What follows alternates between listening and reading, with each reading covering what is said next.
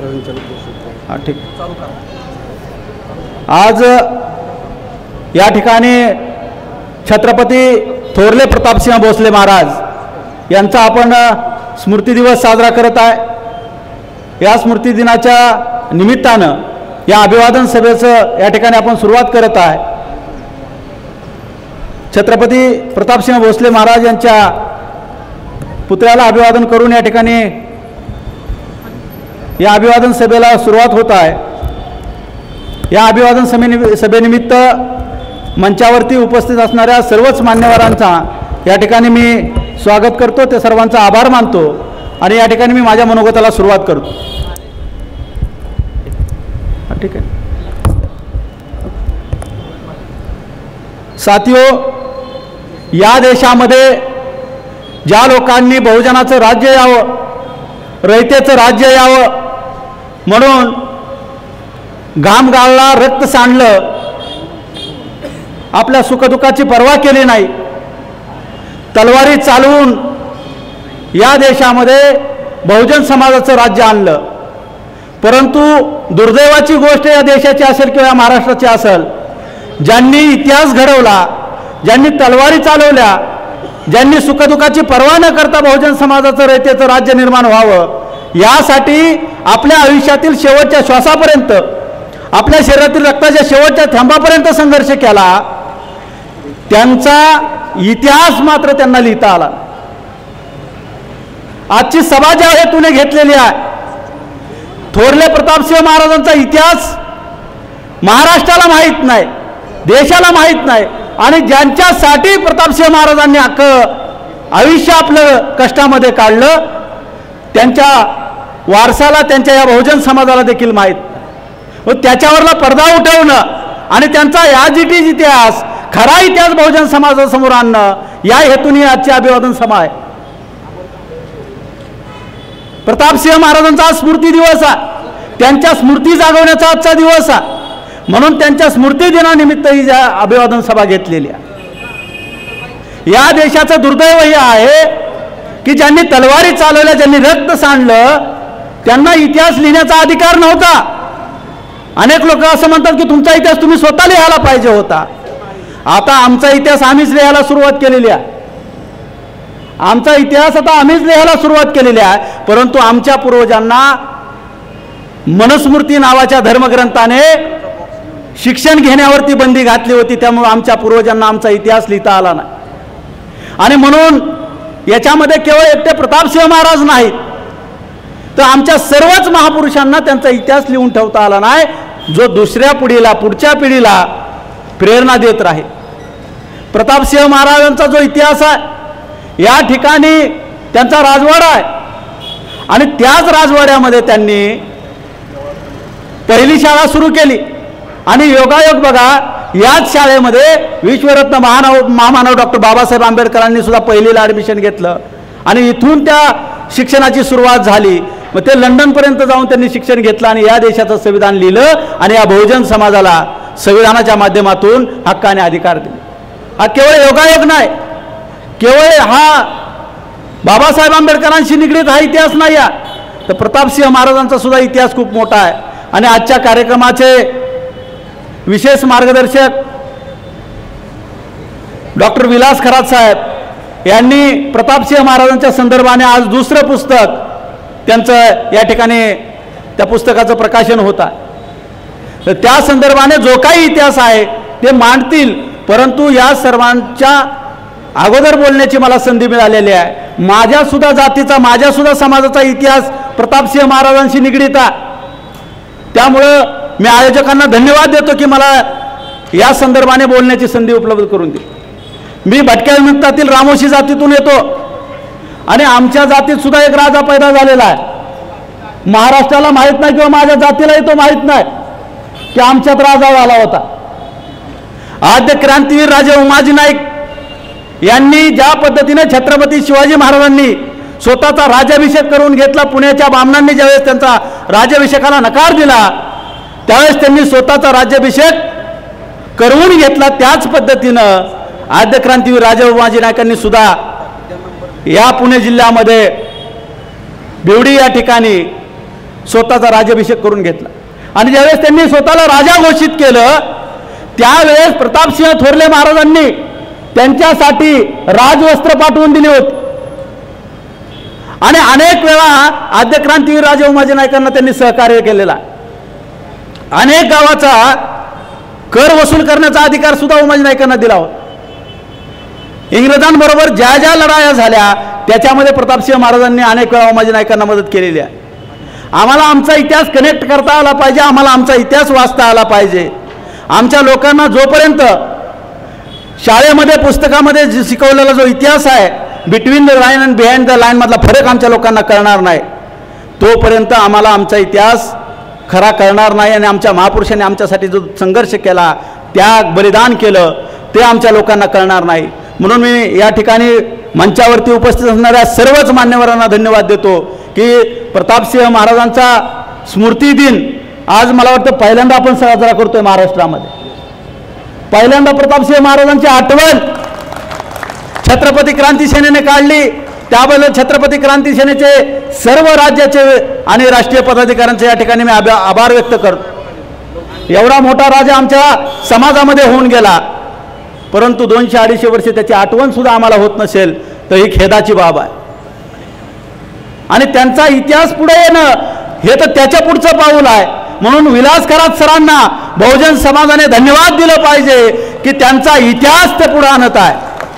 आणि आज दुसरं पुस्तक प्रतापसिंह महाराजांवरचं ते आज या ठिकाणी प्रकाशित होत आहे. आपल्या सर्वांना विनंती आहे, हे पुस्तक हे काय साधं सुद्धा पुस्तक नाही. प्रतापसिंह महाराजांची रोजनिशी आहे. रोजनिशी म्हणजे दिवसभरामध्ये ज्या काही घटना घडतात, काही लोकांना छंद असतो रात्री ते वहीमध्ये लिहून ठेवतात. आणि प्रतापसिंह महाराज आपला राजा, त्यांना सुद्धा हा छंद होता की रोज दिवसभरामध्ये ज्या काही गोष्टी घडत होत्या त्यांच्या संदर्भाने, प्रजेच्या संदर्भाने, समाजाच्या संदर्भाने, राज्याच्या संदर्भाने ते संध्याकाळी लिहून ठेवत होते. आणि तो इतिहास खरात सरांच्या माध्यमातून आज आपल्यासमोर येत आहे. आणि यासाठी त्यांना आपण धन्यवाद दिलं पाहिजे. ही रोजनिशी काही साधी सुधी नाही. या रोजनिशीमध्ये वाचल्यानंतर तुम्हाला कळेल की प्रतापसिंह महाराज आमची अस्मिता असणारा राजा, त्याच्या संदर्भाने इथल्या पेशव्यांनी काय काय षड्यंत्र केलेले आहे, त्याच्या कुटुंबाच्या संदर्भाने काय काय षड्यंत्र झालेले आहेत. मी त्याच्यावरती भाष्य करणार नाही, कारण विलास खरात सर ते माझ्यापेक्षा बेटर मांडतील.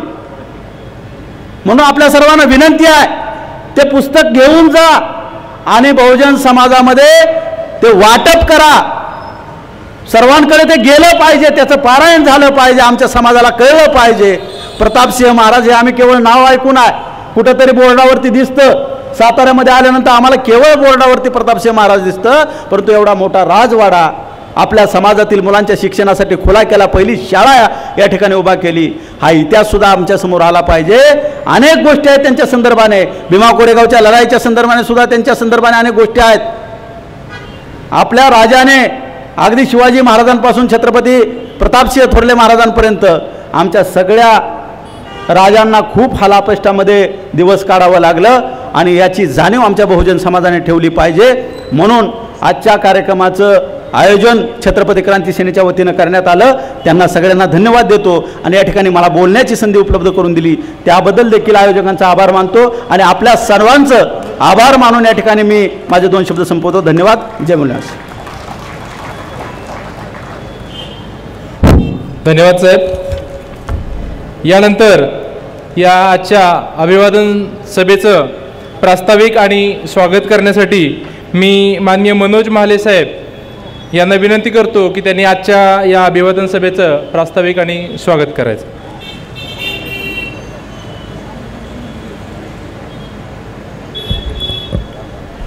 ज्या ज्या महामानवांनी तुमच्या माझ्या कल्याणाकरता आयुष्यभेतलं विचार दिले त्या सर्व महामानवांना, महानायकांना सर्वप्रथम अभिवादन करतो. आज या ठिकाणी छत्रपती क्रांती सेनेच्या वतीनं छत्रपती प्रतापसिंह महाराज थोरले यांचा स्मृतिदिन जो आहे 176वा स्मृतिदिन आहे आज.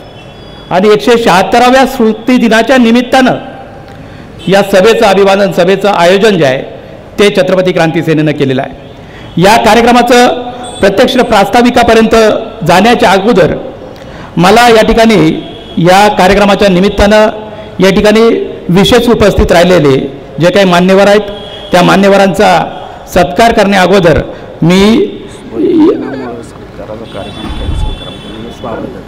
या ठिकाणी या सर्व मान्यवरांचं स्वागत जे आहे त्या स्वागत करण्यासाठी सर्वप्रथम छत्रपती क्रांती सेनेच्या वतीनं मी या ठिकाणी विनंती करतो. छत्रपती क्रांती सेनेचे प्रदेशाध्यक्ष माननीय विशाल लोमटे यांना मी विनंती करतो की त्यांनी या कार्यक्रमाच्या निमित्तानं या ठिकाणी विशेष उपस्थित असलेले आजच्या कार्यक्रमाचे उद्घाटक माननीय TV नलावडे सर यांचं त्यांनी या ठिकाणी या कार्यक्रमाच्या निमित्तानं स्वागत करायचं आहे. माननीय TV नलावडे सरांचं स्वागत माननीय विशाल लोमटे पाटील करतील.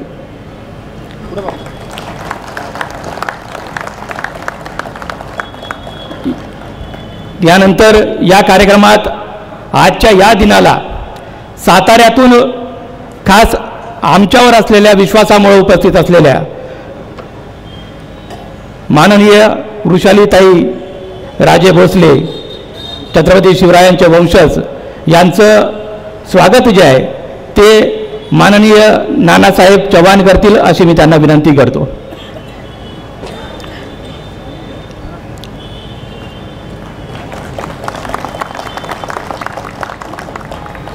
यानंतर आजच्या कार्यक्रमाला विशेष करून पुण्यावरून उपस्थित राहिलेले आमचे कायदेशीर सल्लागार छत्रपती क्रांती सेनेचे माननीय वासंतीताई नलावडे यांचं देखील स्वागत या ठिकाणी विशाल लोमटे पाटील करतील अशी मी त्यांना विनंती करतो.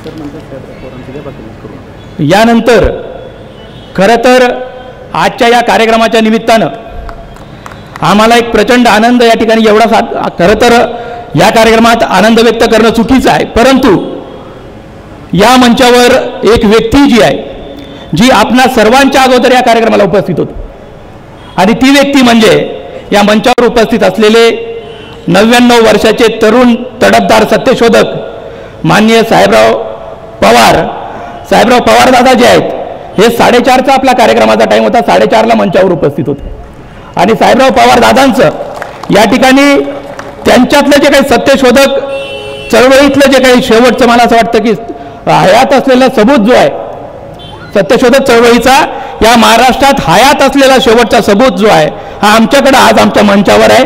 मी माननीय विलास कराड सरांना आज ज्यांच्या माध्यमातून आपल्याला प्रतापसिंह महाराज समजणार आहेत त्या विलास कराड सरांना विनंती करतो की आज आपण या विशेष कार्यक्रमाच्या निमित्तानं माननीय साहेबराव पवार दादांचं या ठिकाणी स्वागत करायचं.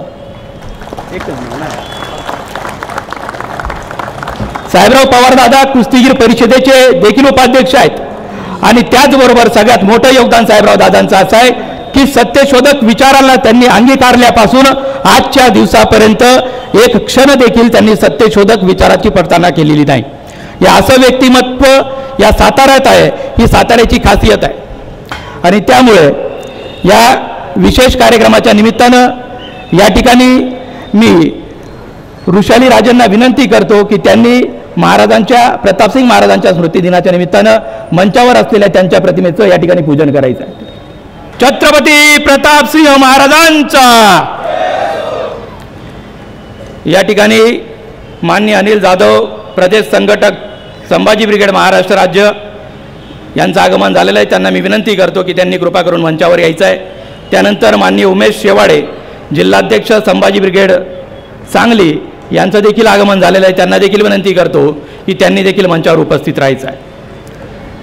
साथियो, आजच्या या विशेष अभिवादन सभेच्या निमित्तानं जसं मगाशी बोलत असताना नानासाहेबांनी सांगितलं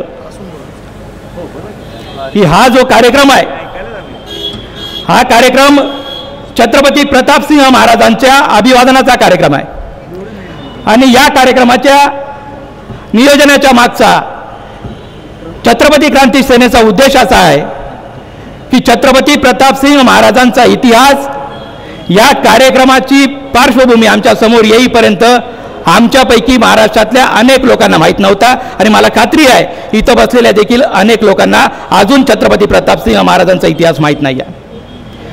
हे का झालं छत्रपती प्रतापसिंह महाराजांचा इतिहास जो आहे हा इतिहास का लपवला गेला?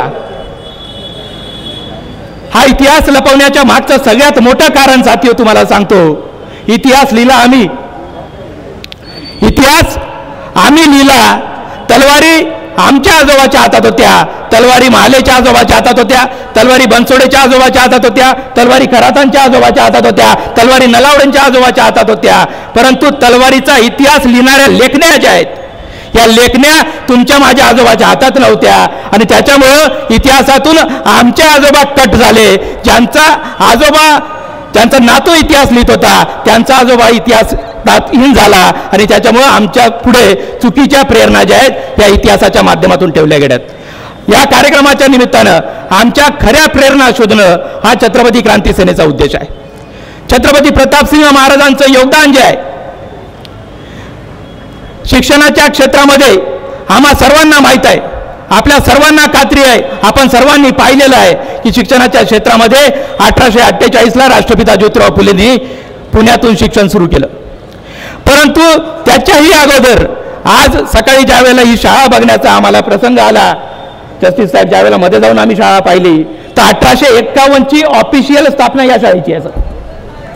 1851ची ऑफिशियल स्थापना या शाळेची आहे. आणि प्रतापसिंह महाराजांनी आपला राहता वाडा या शाळेसाठी खुला करून दिलाय, जो तुमच्या पाठीमागे स्थित आहे. म्हणजे शिक्षणाच्या बाबतीत आणि रयतेच्या शिक्षणाच्या, तुमच्या माझ्या शिक्षणाच्या बाबतीत एवढा सजग असलेला आमचा राजा आमच्यापासून लपवून ठेवण्यात आलेला आहे. आणि हा वाडा देखील आहे. हा वाडा प्रत्यक्ष महाराजांनी शाळा सुरू करण्यासाठी ज्या वेळेला दिला, तो वाडा देण्याची तारीख देखील आता खरात सरांनी मला करेक्ट केलं, 1819ला तो वाडा दिलेला आहे. 1819ला दिलेला वाडा, त्या वाड्यात सुरू झालेली शाळा आणि त्या शाळेचं सगळ्यात मोठं प्रोडक्ट विश्वरत्न डॉक्टर बाबासाहेब आंबेडकर यांनी या शाळेत शिकून या देशाचं संविधान लिहिलं. मी आज सकाळपासून विचार करतोय, जर प्रतापसिंह महाराजांनी हा वाडा दिला नसता, जर प्रतापसिंह महाराजांनी ही शाळा सुरू केली नसती तर काय या देशाला संविधान लाभलं असतं? हे नकळत असलेलं जे काही योगदान आहे प्रतापसिंह महाराजांचं, हे योगदान आपल्या सर्वांपर्यंत पोहोचावं आणि आपल्या माध्यमातून महाराष्ट्राच्या लोकांपर्यंत पोहोचावं हा या कार्यक्रमाचा मुख्य उद्देश आहे.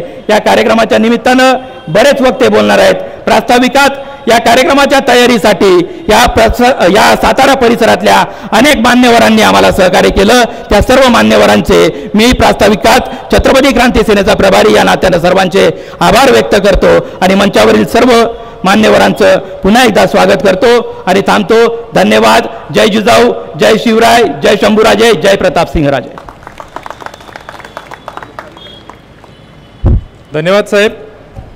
यानंतर मी मंचावर उपस्थित मान्य विशाल लोमटे पाटील साहेब, यानंतर आपण प्रथमतः आजच्या आपल्या या अभिवादन सभेचे उद्घाटन करण्यासाठी माननीय न्यायाधीश TB नलावडे साहेब, माजी न्यायाधीश मुंबई उच्च न्यायालय, मी साहेबांना विनंती करतो की त्यांनी 2 शब्दाचं मार्गदर्शन करून या कार्यक्रमाचं, या अभिवादन सभेचं उद्घाटन करायचं आहे. धन्यवाद.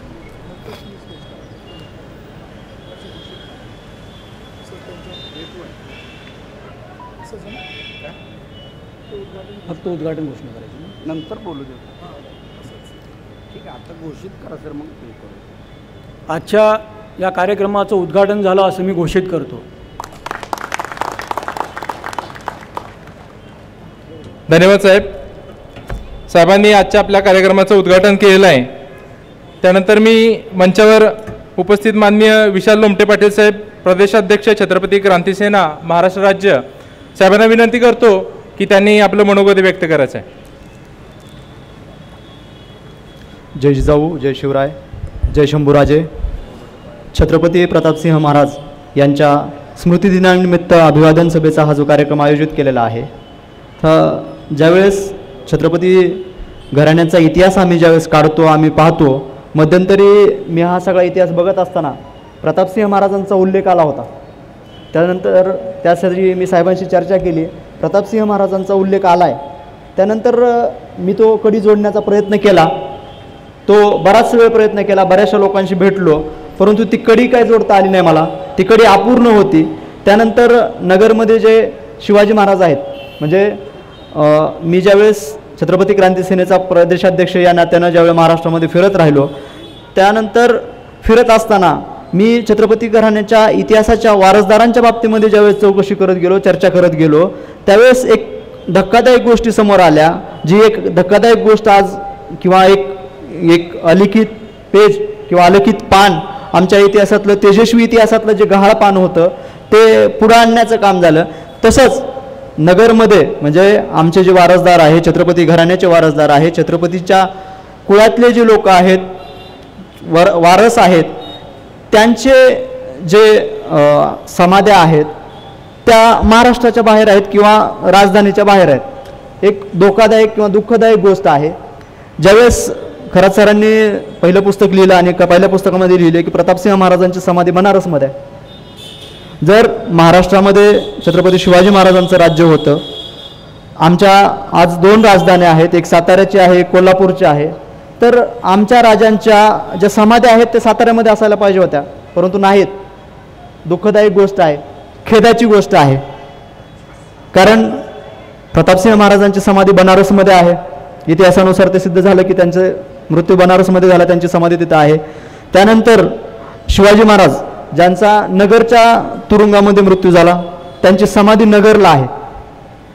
म्हणजे खूप दुःखदायक गोष्ट आहे. खूप म्हणजे ते शब्द मला सुचत नाहीत की एवढी दुःखदायक गोष्ट आहे की आमच्या जर राजांच्या अशी परिस्थिती असेल, राजांची जी स्थिती, राजांच्या वारसांची जी स्थिती असेल, तर त्याही स्थितीमधून पुढे येऊन आज लोकशाही निर्माण झाल्यानंतर आम्हाला जो हक्क मिळाला, आमच्या प्रदेश प्रभारींनी आणि नानासाहेबांनी सांगितलं की आमचा इतिहास जो दडवून ठेवलेला इतिहास आज जो पुढे येतोय आणि पुढे आल्यानंतर जो प्रेरणा आम्हाला मिळते, जो इतिहास आम्हाला माहिती होतोय, तो छत्रपती क्रांती सेनेच्या प्रदेशाध्यक्ष या नात्यानं मी सर्वांना शब्द देतो की जे आमचे जे गहाळ पानं आहेत ते गहाळ पानं शोधून ते समाजाच्या पुढं आणून, समाजाच्या पुढं मांडून त्यांचा खरा इतिहास, खरे मित्र, खरे शत्रू हे पुढे आणण्यासाठी प्रयत्न करेल. आज जसा प्रतापसिंह महाराजांचा स्मृतिदिन आहे, तसाच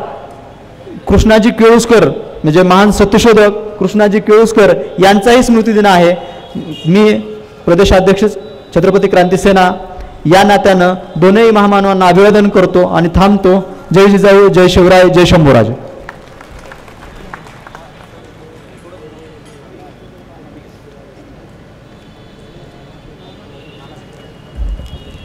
आज या ठिकाणी या कार्यक्रमाच्या निमित्तानं होत असलेला सर्वात महत्त्वपूर्ण कार्यक्रम जो आहे, त्या कार्यक्रमाच्या घोषणेसाठी मी या ठिकाणी उभा आहे. आज आपल्यापैकी बऱ्याच लोकांना, बऱ्याच या ठिकाणी उपस्थित असलेल्या कार्यकर्त्यांना कल्पना असेल की आज या छत्रपती प्रतापसिंह महाराजांच्या स्मृतिदिनाच्या निमित्तानं professor doctor Vilas Kharat sir यांनी अतिशय कष्टानं, अतिशय मेहनतीनं रिसर्च करून छत्रपती प्रतापसिंह महाराजांची जी डायरी आहे, जी रोजनिशी आहे, ती रोजनिशी आपणा सर्वांना उपलब्ध करून दिलेली आहे.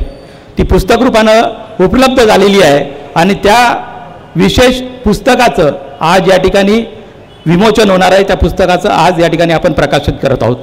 ते पुस्तक जे आहे, त्या पुस्तकाच्या प्रकाशनाचा या ठिकाणी सोहळा जो आहे, त्या पुस्तकाच्या प्रकाशनाची जो कार्यक्रम जो आहे तो या ठिकाणी होत आहे. मी जस्टिस मान्य टी व्ही नलावडे सर यांना मी विनंती करतो की त्यांनी या पुस्तकाचं, छत्रपती प्रतापसिंह महाराजांची रोजनिशी आणि कागदपत्रे या पुस्तकाचं professor doctor Vilas Kharat sir लिखित या पुस्तकाचं या ठिकाणी प्रकाशन करावं. मी मान्यवरांना विनंती करतो. टी व्ही नलावडे सर या पुस्तकाचं प्रकाशन करत आहेत. हे पुस्तक आज आपल्या सर्वांना पाठीमागं जो MPTचा स्टॉल आहे त्या ठिकाणी उपलब्ध होणार आहे. हे विशेष पुस्तक जे आहे, हे पुस्तक आमच्या राजाचा खरा इतिहास जो आहे तो आज तुमच्या सर्वांसमोर घेऊन येणार आहे. आमच्या राजांनी त्यांच्या जीवनात त्यांना झालेल्या ज्या काही त्यांच्या आयुष्यातल्या महत्त्वपूर्ण घटना आहेत त्या त्यांच्या रोजनिशीत लिहून ठेवल्या होत्या. त्या रोजनिशीचं, त्या पुस्तकाचं या ठिकाणी या कार्यक्रमाच्या निमित्तानं प्रकाशन होत आहे. आणि हे प्रकाशन जे आहे हे माननीय justice T V Nalawade sir यांनी या ठिकाणी केलेला आहे। या ठिकाणी या कार्यक्रमाला माननीय साहेबराव दादा असतील, माननीय वृषालीताई असतील, हे विशेष माननीय वासंतीताई नलावडे असतील, हे विशेष करून या ठिकाणी उपस्थित राहिले। प्रतापसिंह महाराज यांची रोजनिशी आणि इतर कागदपत्रे अत्यंत महत्त्वाचा हा ग्रंथ जो आहे हा आज या ठिकाणी प्रकाशित झालेला आहे। हे पुस्तक जे आहे याची किंमत मात्र 100 रुपये आहे आणि हे पुस्तक आजच आपल्या सर्वांसाठी पाठीमागे असलेल्या स्टॉलवरती उपलब्ध झालेलं आहे। आज इथून जाताना प्रतापसिंह महाराजांना खरं अभिवादन म्हणून प्रत्येकानं या पुस्तकाची एक कॉपी जी आहे ती घेऊन जायची आहे आणि हे पुस्तक जास्तीत जास्त महाराष्ट्रातल्या कानाकोपऱ्यापर्यंतच्या लोकांपर्यंत पोहोचवून महाराजांचा खरा इतिहास पोहोचवायचा आहे। एवढंच या ठिकाणी सांगतो। धन्यवाद। यानंतर मी विनंती करतो आजच्या या विशेष कार्यक्रमाच्या अभिवादन सभेच्या निमित्तानं माननीय साहेबराव दादा पवार जे ज्येष्ठ सत्यशोधक आहेत, जे कुस्तीगीर परिषदेचे अध्यक्ष उपाध्यक्ष आहेत, त्यांना माझी विनंती आहे की त्यांनी आम्हा सर्वांना आपलं मार्गदर्शन करावं। माननीय साहेबराव दादांनी आतापर्यंत पायऱ्या चढताना पण आमचा आधार नाही घेतला त्यांनी।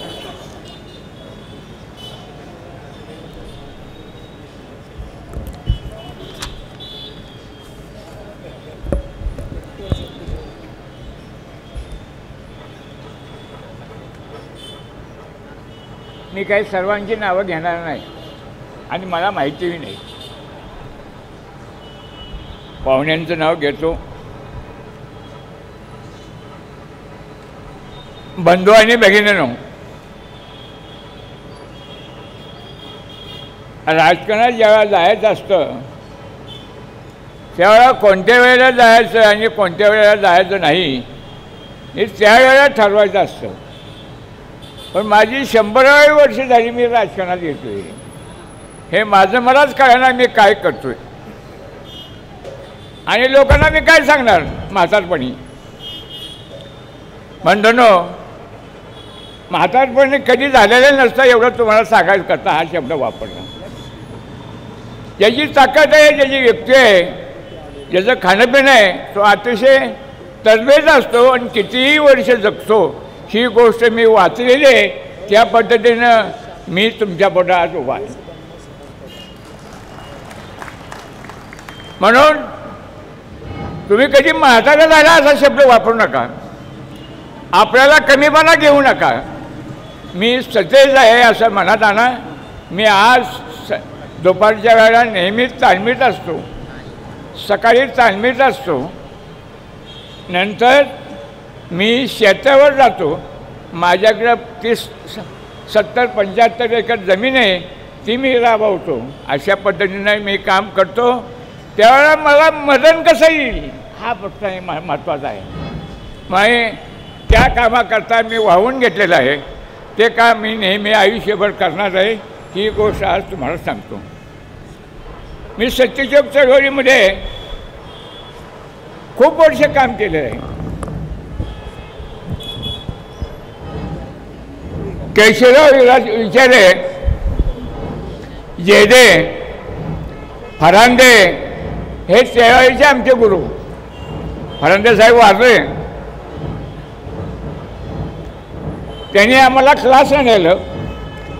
संध्याचा क्लास घ्यायचा आणि सकाळी शाळेला आम्हाला पाठवायचं। म्हणजे आम्ही 7वीतली मुलं क्लास लावतो। क्लास झाला की शाळेत जायचं आणि संध्याकाळी परत करायचं। क्लास झाल्यानंतर आम्हाला प्रत्येक गावामध्ये पाठवलं। आम्ही 50 जण होतो त्यावेळेला आणि सगळ्या लोकांना सांगायला लावलं।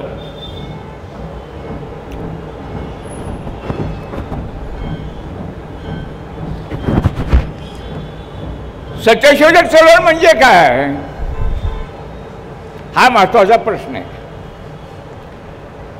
काय सत्यशोधक चळवळ म्हणजे काय माणसं मारते का? सत्यशोधक चळवळ म्हणजे जातीला दुसऱ्या जातीला काय कमी लेखते का? ज्या ज्या जातीमध्ये काय फरक आहे आणि त्या जातीने जे फरक केलेला आहे आणि इतर जातीवर अन्याय केलेला आहे तो सत्यशोधक चळवळीचं काम आहे। आता तो महत्त्वाचं काम आहे आणि ही चळवळ आम्ही सुरू करत होतो। काम करताना आपला समाज इतका लहान, इतका दरिद्री, मला सगळं डोळ्यातनं पाणी येते. मी 35 वर्ष ब्रिटिशांच्या राजकारणात काढलेलं आहे. नंतर आज या राजकारणात मी आलो. 35 वर्षात काय केलं ब्रिटिशांनी? ब्रिटिशांनी लोकांना पाणी दिलं नाही. महत्वाचं, भयंकर माणसं पाण्याकरता त्या डोंगरात जायचे, या डोंगरात जायचे, इकडं जायची. पाण्या वाचून संबंध महाराष्ट्र, समजा हिंदुस्थान बेजार झाला. शेताला पाणी नाही, जमिनीला पाणी नाही, शेतीला पाणी नाही. काय करायचं काय हा महत्त्वाचा प्रश्न. त्यावेळेला मला शेती मी करत होतो. वाईट वाटायचं. चावडीवर जर एखाद्या ब्रिटिशाचा एखादा माणूस आला, ते घोडं घेऊन यायचा, चाबूक घेऊन यायचा आणि ते चाबूक आसडायचा त्या गावातनी, माणसं दारा लावून बसायची. अशा पद्धतीने ब्रिटिशांनी आपला छळ केला आणि त्याला ब्राह्मण समाजानं ताकद दिली. हे दोघांच्या ताकदीमध्ये आपला समाज पाक थोडा भाग होऊन गेला. आणि त्यातला जे बुद्धिजीवी लोक होते ते पुढं निघून गेले. आपला समाज मागं राहिला. महात्मा गांधी जन्माला आले म्हणून आपण जगलो. मला दुःख आहे ते. आणि हे महात्मा गांधींनी आपल्याला या फासातनं सोडवलं. आणि म्हणून या मैदानावर सभा घेऊन आपण बोलतोय. महात्मा गांधीचं सगळ्यांनी आयुष्यभर जतन केलं पाहिजे. सगळे देव बिव काही नाही, महात्मा गांधी आहे का महात्मा गांधी. देव कुठून आणले? कुणी देव आणले? कुठले देव? बोलतात का देव? मी अयोध्येला गेलो होतो.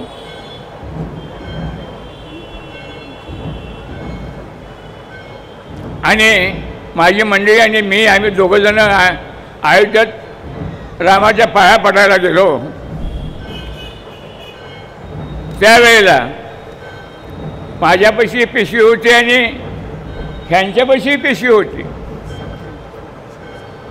देवाच्या पाया पडायला गेलो, त्या दोन्ही पिशव्या खाली ठेवल्या आणि तिथं वाहणारं भयंकर आहे. त्या वाहणाऱ्यांना दोन्ही पिशव्याही नेल्या. आमच्या मंडळीचं काय किलोमीटर होतं तेही गेलं. मी नाराज झालो. देवाच्या दारात येऊन मला दुःख काय झालं, देवाच्या दारात येऊन सुद्धा आमची कहाणी ऐकत नाही म्हणल्यावर देव कसला. तिथनं मी शहाणा झालो. मी देवाला विनंती केली, देवा मला काही देऊ नको, माझ्या पिशव्या दे. ते दोन ब्राह्मण होते, ते माझी सगळी विनंती ऐकल्यावर माझ्याकडे आले. बाळ, राम हा दगड आहे, देव नाही म्हणले. मग मला विचार पडला की ह्या जगात नाही देव, नुसतं आयुष्यात नाही, जगात देव नाही. ही गोष्ट आजच्या सभेमध्ये ऐकून तुम्ही घ्या. आणि तुम्ही जर ऐकली सत्यशोधक चळवळीतली ही गोष्ट आहे. सावध व्हाल. देवाच्या मागं माणसाने लावलंय. महत्व लक्षात घ्या. माणसाने लावलंय की तू जा देवाला, जा पंढरपूरला, मर, जा काय करायचं कर. बंधूनो, मी अज्ञान नाही, मी संज्ञान आहे. आणि तुम्हाला एक विनंती करतो, पूर्णपणे देवाच्या पाठीमागं लागून लागणार. देवाच्या घरी पाया सुद्धा पडणार. काही नाही, तोटा नाही. म्हणून मी सगळ्यांना सांगतो, या जगात देव नाही, देव आहे ते आपल्या आई आणि बाप. आई आणि बापाशिवाय देव या जगात नाही आहे आणि तेच तुम्हाला साथ देतील. म्हणून माझं आयुष्य आई आणि बापाने आजपर्यंत जिवंत ठेवलेलं.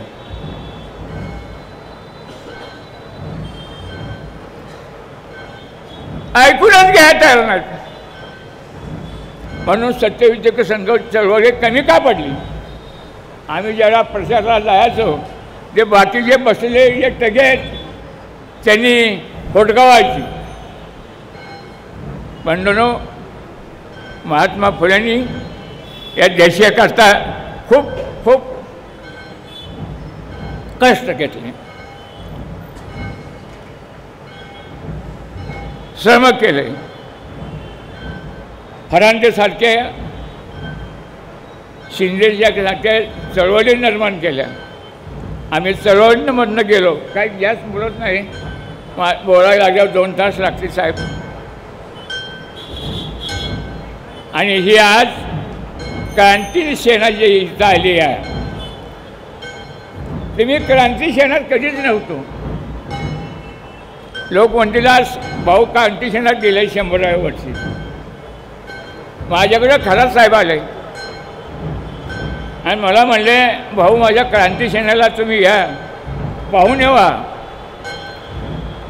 पाहुणे व्हा म्हणजे काय व्हा? त्यांना काही सांगता आलं नाही. ज्याविषयी आपल्याला माहीत नाही त्याविषयी आम्ही काय सांगणार? ते आज तुमच्यापुढे माझा विषय मांडला आहे. खरात साहेबांचा हा कार्यक्रम चांगला जंगी जमलेला आहे. आणि खरात साहेब तुम्ही हुशार आहे, ज्ञानी आहे, एकटे फिरू नका. जरा 5-50 माणूस घ्या, दंगा करीत फिरा. आता गप होऊन नाही चालायचं. ती चळवळ उभी करा, चळवळ उभी करा. माणसं जागी झाली पाहिजेत. माणसानो, खरात साहेबाला पाठिंबा द्या. अतिशय शहाणा माणूस आहे. त्याने 2 पुस्तकं, मी 1 पुस्तक वाचलं त्यांचं. हुशार आहे. मला वाटतं मी माझं भाषण थांबवावं.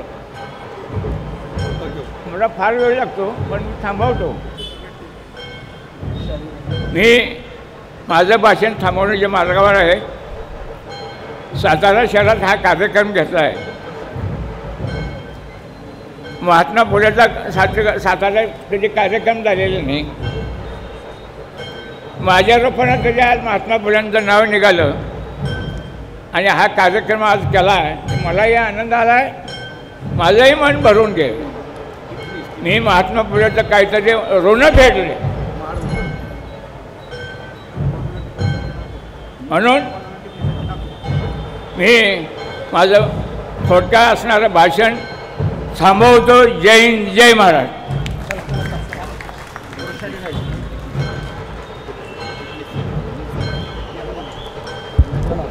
धन्यवाद साहेब. या ठिकाणी मंचावर माननीय मिलिंद टिपणे साहेब यांचं आगमन झालेलं आहे. मी सर्वांना विनंती करतो की त्यांनी जोरदार टाळ्या वाजवून त्यांचं स्वागत करावं. तसेच आजच्या आपल्या या कार्यक्रमासाठी उपस्थित विशेष अतिथी माननीय वृषालीराजे भोसले, छत्रपती शिवाजी महाराज यांचे वंशज, मी मॅडमना विनंती करतो की त्यांनी आम्हाला मार्गदर्शन करावं.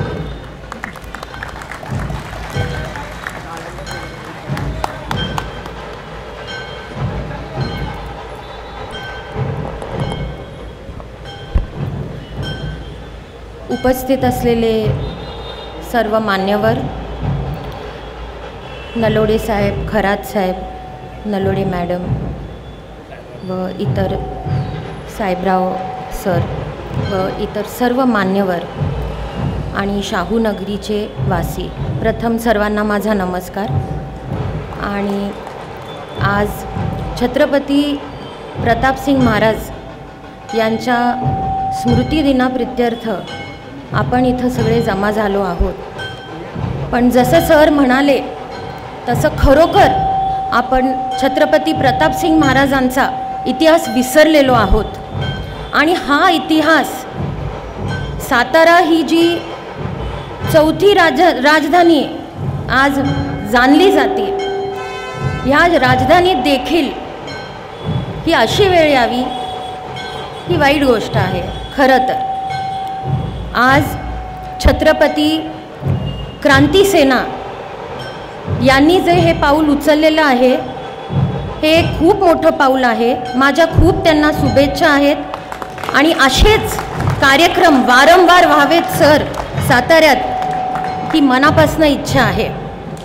कारण आज जनतेला ही तर फक्त एक ठराविक समूहाची का ठराविक 4-5 लोकांची जबाबदारी नाही, तर साताऱ्याच्या प्रत्येक माणसाची, मुलाची जबाबदारी आहे की आपला राजा प्रतापसिंग महाराज ज्यांच्यामुळं आज सातारा आहे, छत्रपती शाहू महाराज ज्यांच्यामुळं आज सातारा आहे, आपण खुद्द त्यांना विसरून गेलेलो आहोत.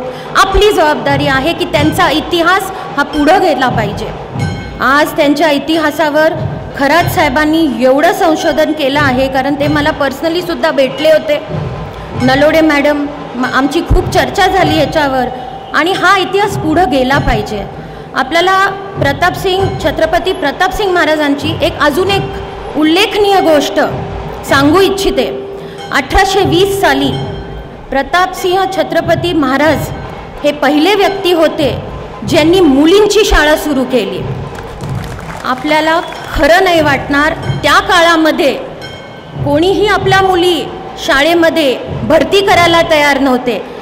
त्या काळामध्ये प्रतापसिंग महाराजांनी, छत्रपती महाराजांनी स्वतःची पहिली मुलगी भरती केली. त्याच्यानंतर त्यांचे सैनिकांच्या मुली भरती झाल्या व नुसतं अकॅडमिक्स शिक्षण नव्हे तर पूर्ण वॉरफेअर म्हणजे युद्धक्रिया ही सुद्धा स्त्रियांना, मुलींना छोट्या छोट्या त्यावेळेसपासून शिकवली गेली.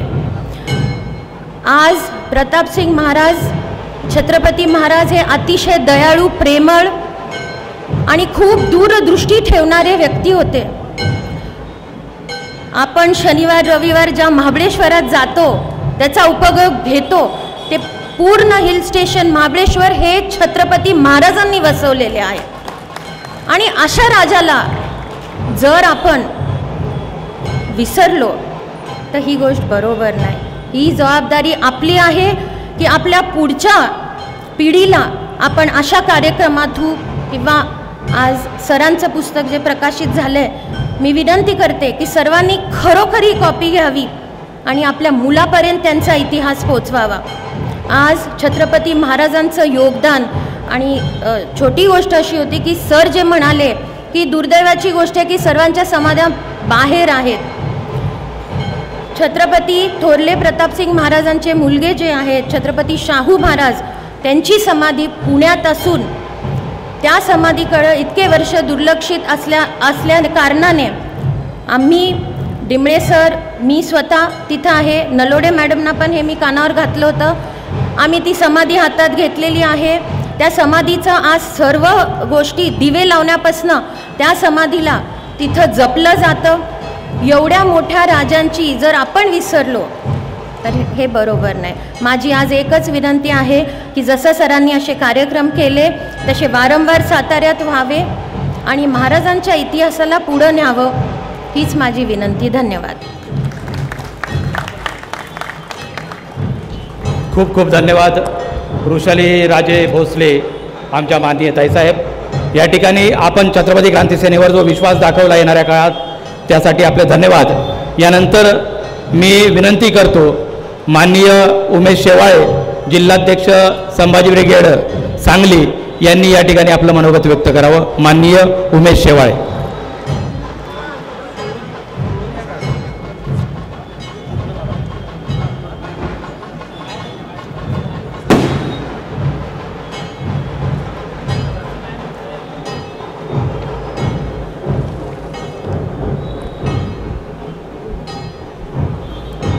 सस्नेय जय जाऊ, जय मूल्यवासी. आज छत्रपती प्रतापसिंह महाराज यांच्या स्मृतिदिनानिमित्त आज अभिवादन सभा छत्रपती क्रांतीसेनाने आयोजित केले, त्याचबरोबर या ठिकाणी आपल्या विचारपीठावरती उपस्थित असणारे सर्व मान्यवर,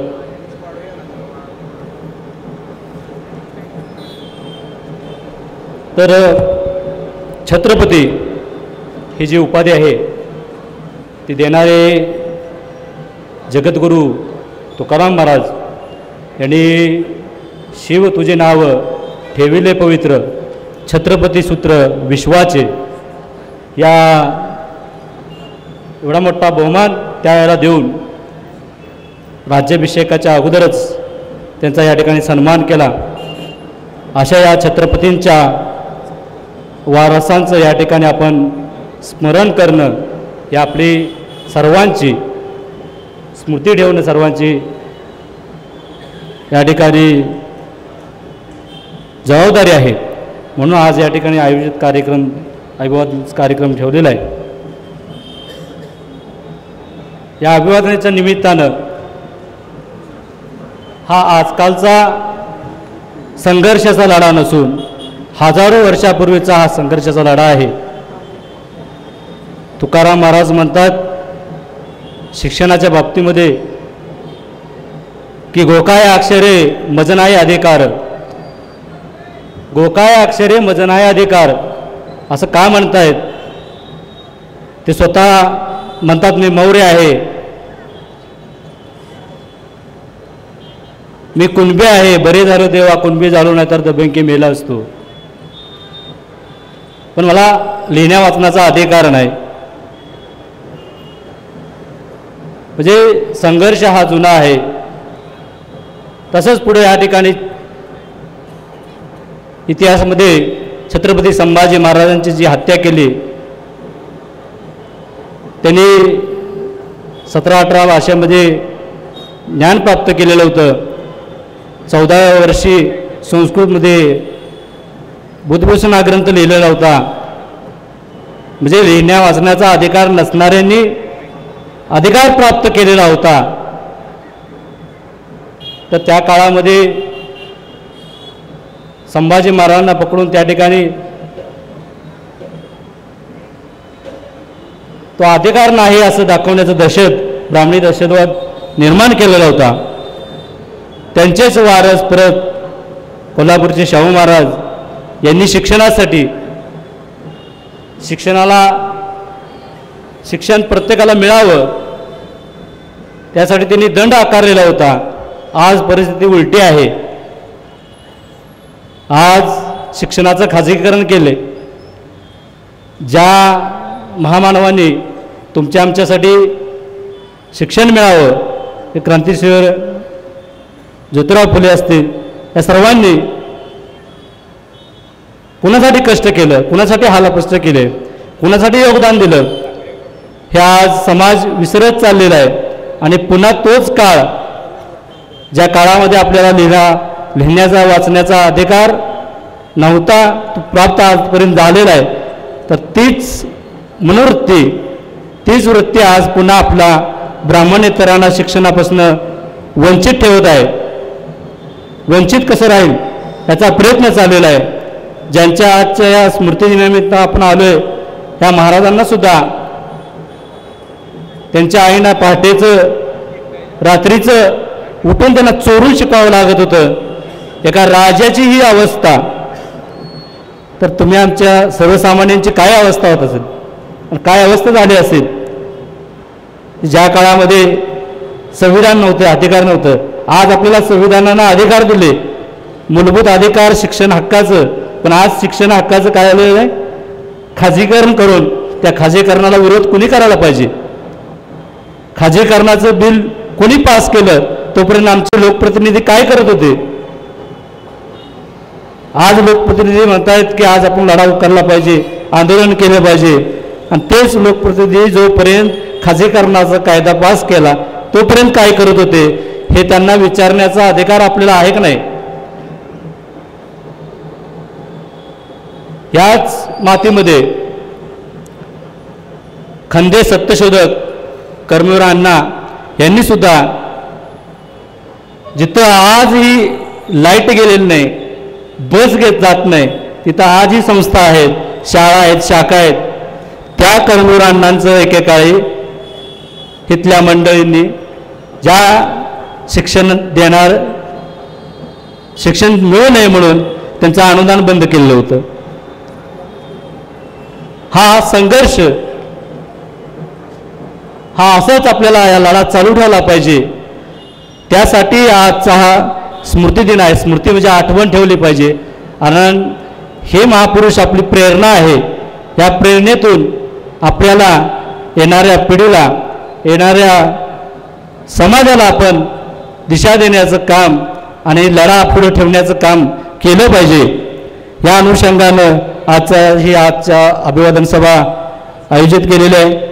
या आयोजकांचं या खऱ्या अर्थानं मी अभिनंदन करतो की आज social media fast 3G 4G 5G याच्या मीडियासुद्धा आपण संख्येनं जास्त असून सुद्धा कमी पडतोय. कारण ज्याच्या विरोधात आज संघर्ष आहे त्यांची आर्थिक बाजू असेल, या सगळ्या साम दाम दंडाना आज ते वापरत आहेत. त्याचा वापर करून आज त्यांचं काम वाढवत आहेत. आज आपल्याला संख्येनं जरी बहुजन समाज संख्येनं जरी असला तर संघटित नाही. बाबासाहेबांनी सांगितल्या पद्धतीने आपण संघटित असणं गरजेचं आहे. संघटित असल्याशिवाय आपण संघर्ष करू शकत नाही, आणि संघर्ष केल्याशिवाय आपल्याला हक्काधिकार मिळणार नाहीत.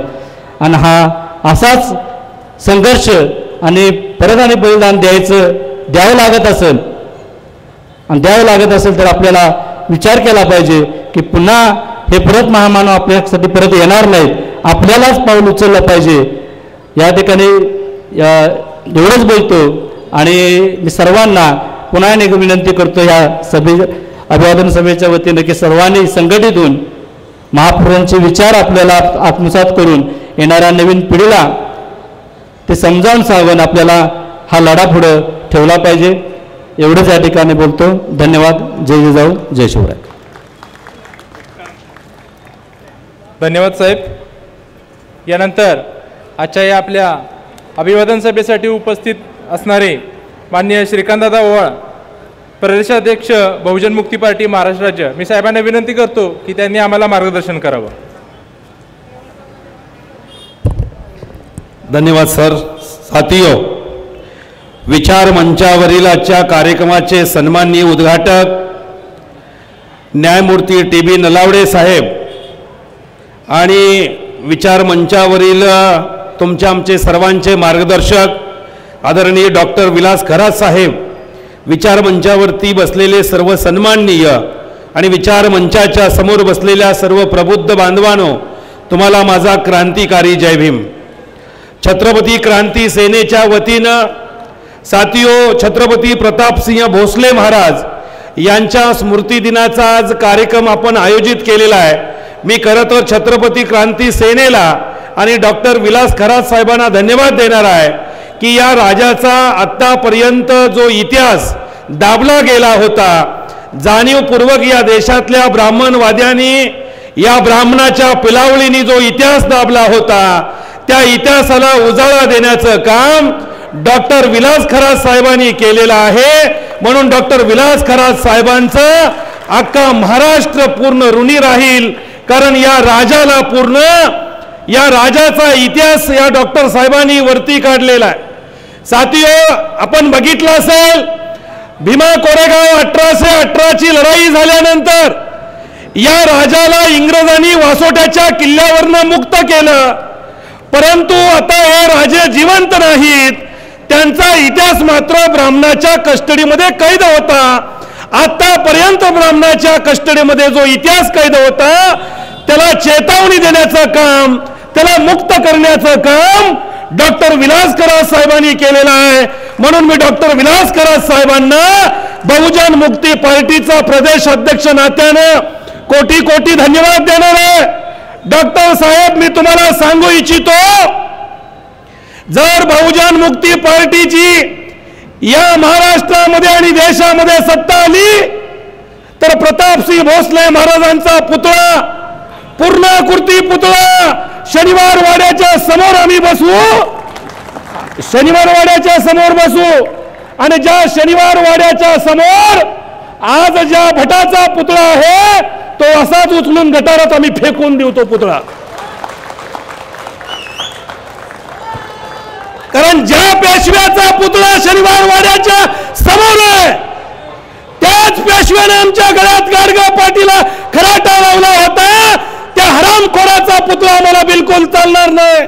जर आमची सत्ता आली, बहुजन मुक्ती पार्टीची सत्ता आली, प्रतापसिंह भोसले महाराजांचा पुतळा शनिवार वाड्याच्या समोर, शनिवार वाड्याच्या समोर बहुजन मुक्ती पार्टीची सत्ता आल्यानंतर तो पेशव्याचा पुतळा उद्ध्वस्त केला जाईल, बुलडोझरनं उद्ध्वस्त केला जाईल, जेसीबीनं उद्ध्वस्त केला जाईल आणि प्रतापसिंह महाराजांचा पुतळा तिथे बसवला जाईल.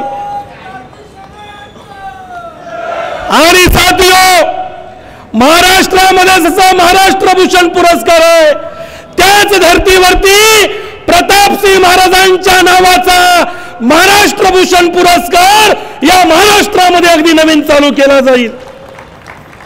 या महाराष्ट्रामधलं हे बीजेपीचा भांडगुळ सरकार, हे दळभद्री देवेंद्र फडणवीस म्हणतंय शिवरायांचा वाघनखी आणायला चाललो. ते सांगताय की आम्ही लंडनला वाघनखी आणायला चाललो. या दळभद्री फडणवीसला माझा सवाल आहे, फडणवीस अरे साताऱ्यामध्ये असलेली वाघनखं लंडन मध्ये का गेली होती याच्या पाठीमागचा इतिहास तर एकदा सांगून बघ. फडणवीसाला माझा सवाल आहे, जर फडणवीसांनी हा इतिहास जाहीर केला तर मी फडणवीसांना जाहीर करतो फडणवीसाची तेवढी अवकात नाही इतिहास सांगण्याची आणि फडणवीसाच्या जातीच्या बी लोकांची अवकात नाही तेवढा इतिहास सांगण्याची. थोड्याच वेळानं साथियो, ती वाघनखं इथून तिकडे का गेली होती, ती वाघनखं इकडून तिकडे का गेली होती, ती कुणी दिली होती, कोणत्या कारणाने दिली होती, कोणत्या बेसवरती दिली होती, याचा सगळा इतिहास तुम्हाला डॉक्टर साहेब सांगणार आहे. साथियो, मी एवढंच सांगतोय, फडणवीसांना माझा सवाल आहे, तुम्ही वाघनखं आणण्यासाठी प्रयत्न करताय, अरे पण छत्रपती शिवरायांची ती तलवार कुठे आहे, ज्या तलवारीनं कृष्ण भास्कर कुलकर्णी कापला होता, ती तलवार आम्ही आणण्यासाठी प्रयत्न करू. जर बहुजन मुक्ती पार्टीची महाराष्ट्रात सत्ता आली, जर बहुजन मुक्ती पार्टीची या देशात सत्ता आली तर छत्रपती शिवरायांची ती प्राणप्रिय तलवार, ज्या तलवारीनं कृष्ण भास्कर कुलकर्णी कापला गेला होता, ती तलवार या महाराष्ट्रामध्ये आणण्याचं काम आम्ही करू. हे फडणवीस करणार नाही, नवे फडणवीसाची अवकात नाही. फडणवीस या महाराष्ट्रामध्ये तुम्ही भिडे नावाच्या एका जातीवादी माणसाला पुढं करून मराठा आणि बहुजन समाजामध्ये, मराठा आणि अनुसूचित जाती समाजामध्ये, मराठा आणि बौद्ध बांधवांमध्ये तुम्ही जो झगडा लावत आहे, जर आमचं सरकार आलं फडणवीसला जेलमध्ये टाकलं जाईल आणि भीमा कोरेगावचा या सूत्रधाराला जन्मठेपेची शिक्षा देण्यापर्यंत आम्ही प्रयत्न करू. आणि म्हणून साथियो, आम्हाला भीमा कोरेगाव मध्ये ज्या लोकांनी दगडं मारली त्याच लोकांनी अंतरवली सराटीमध्ये मराठा बांधवावरती दगडं मारली लावली. मराठा बांधवावरती दगडं मारणाऱ्या लोकांचा मेंदू भिड्याचा होता आणि भीमा कोरेगाव मध्ये दगडं मारणाऱ्या लोकांचा मेंदू सुद्धा या नालायक नासक्या भिड्याचा होता.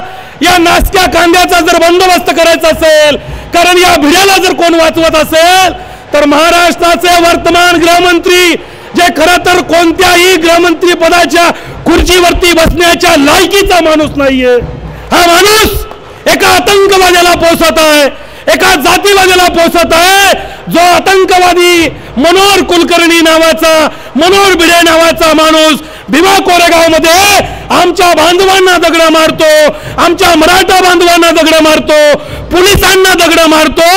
त्यामध्ये आमची सदावर्ते नावाची पोलीस बहीण एक्सपायर होते. म्हणून साथियो, मी पोलिसांना सुद्धा सांगतोय, भिड्याला संरक्षण देणं म्हणजे आतंकवाद्याला संरक्षण देण्यासारखं आहे. भिड्याला संरक्षण देणं म्हणजे जातीवाद्याला संरक्षण देण्यासारखं आहे. भिड्याला संरक्षण देणं म्हणजे ज्यांनी पोलिसांवरती दगडफेक करायला सांगितली त्या नालायक व्यक्तीला संरक्षण देण्यासारखं.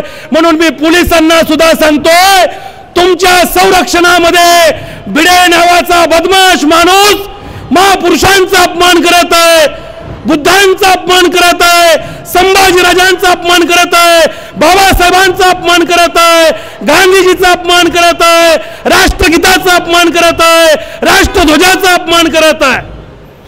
मी मनोहर कुलकर्णीला सांगतोय, अरे मनोहर कुलकर्णी, तुला आणि तुझ्या जातीला भारताचा राष्ट्रध्वज मान्य नसेल तर तुमच्या युरेशियाला चालते व्हा. हा देश तुमच्या बापाचा नाही, हा देश आमच्या बापाचा आहे. फडणवीसाच्या बापाचा हा देश नाही. फडणवीस तुम्ही या देशाचे नसून, मनोहर कुलकर्णी या देशाचा नसून युरेशियावरून आलेल्या या अवलादी आहेत, म्हणून यांना देशाचा राष्ट्रध्वज मान्य नाही. खरं तर साथियो, तिथं जर माझ्यासारखा गृहमंत्री असता आतापर्यंत भिडे जेलमध्ये सडला असता. परंतु भिडेला मात्र ब्राह्मण असलेला गृहमंत्री देवेंद्र फडणवीस वाचवण्याचं काम करत आहे. देवेंद्र फडणवीस, बहुजन मुक्ती पार्टी तुमच्या प्रत्येक कामावरती लक्ष ठेवून आहे.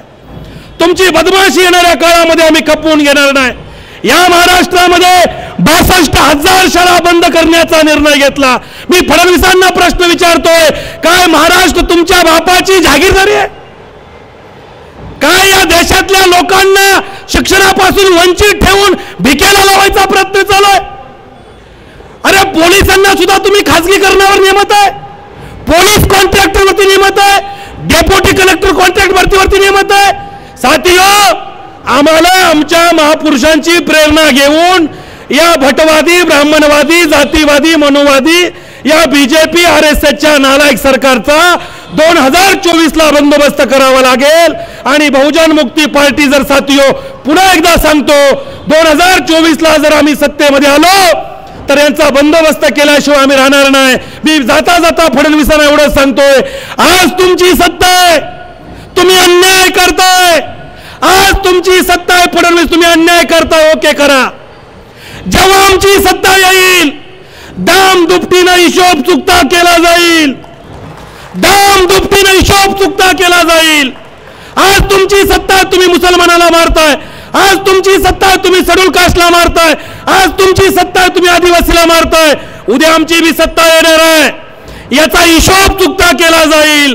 आणि मी तमाम सातारावासियांना सांगतोय, साताऱ्यातून पंचक्रोशीतून आलेल्या लोकांना सांगतोय, पश्चिम महाराष्ट्रातील तमाम लोकांना सांगतोय, आलेल्या लोकांना सांगतोय, बहुजन मुक्ती पार्टीची सत्ता कोणत्याही परिस्थितीमध्ये 2024ला आल्यानंतर भिडेचाही बंदोबस्त करू, फडणवीसचाही बंदोबस्त करू, आणि शनिवार वाड्याच्या समोर जो पेशव्याचा पुतळा आहे त्याचाही बंदोबस्त करू.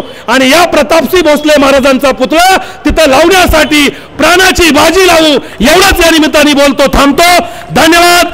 जय जिजाऊ, जय शिवराय, जय ज्योती, जय क्रांती, जय भीम, जय भारत, जय मूल निवासी, जय संविधान.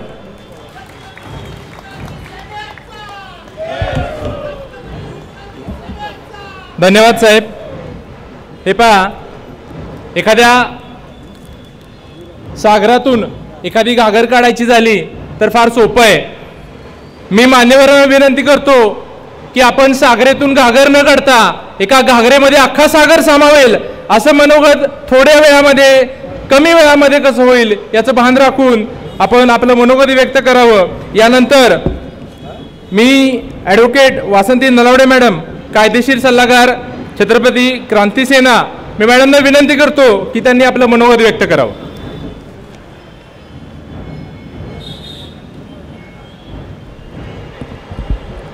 जय मूल निवासी साथियों, आदरणीय विचार मंच आणि आपण सर्वजण, मी पहिल्यांदा खरात सरांच्या बरोबर साताऱ्यामध्ये प्रतापसिंह महाराजांच्या बद्दल संशोधन करायला जेव्हा आले त्यावेळेला आम्ही ह्या शाळेमध्ये गेलो आणि त्या शाळेची अवस्था जी बघितली त्यावेळेला, त्यामुळं प्रशासनाबद्दल काही शंका मनामध्ये निर्माण झाल्यात. तसंच आम्ही त्या अदालत वाड्यात सुद्धा गेलो. मॅडम साहेब आले होते आत्ता, आणि म्हणून अदालत वाडा हा जवळजवळ 300 वर्षापूर्वीचं अदालत आहे आणि त्या अदालत वाड्यामध्ये मात्र मॅडम स्वतः त्या कस्टडीमध्ये किंवा त्यांच्या कब्जा ताब्यात असल्यामुळं ती वास्तू अत्यंत सुरक्षित आहे.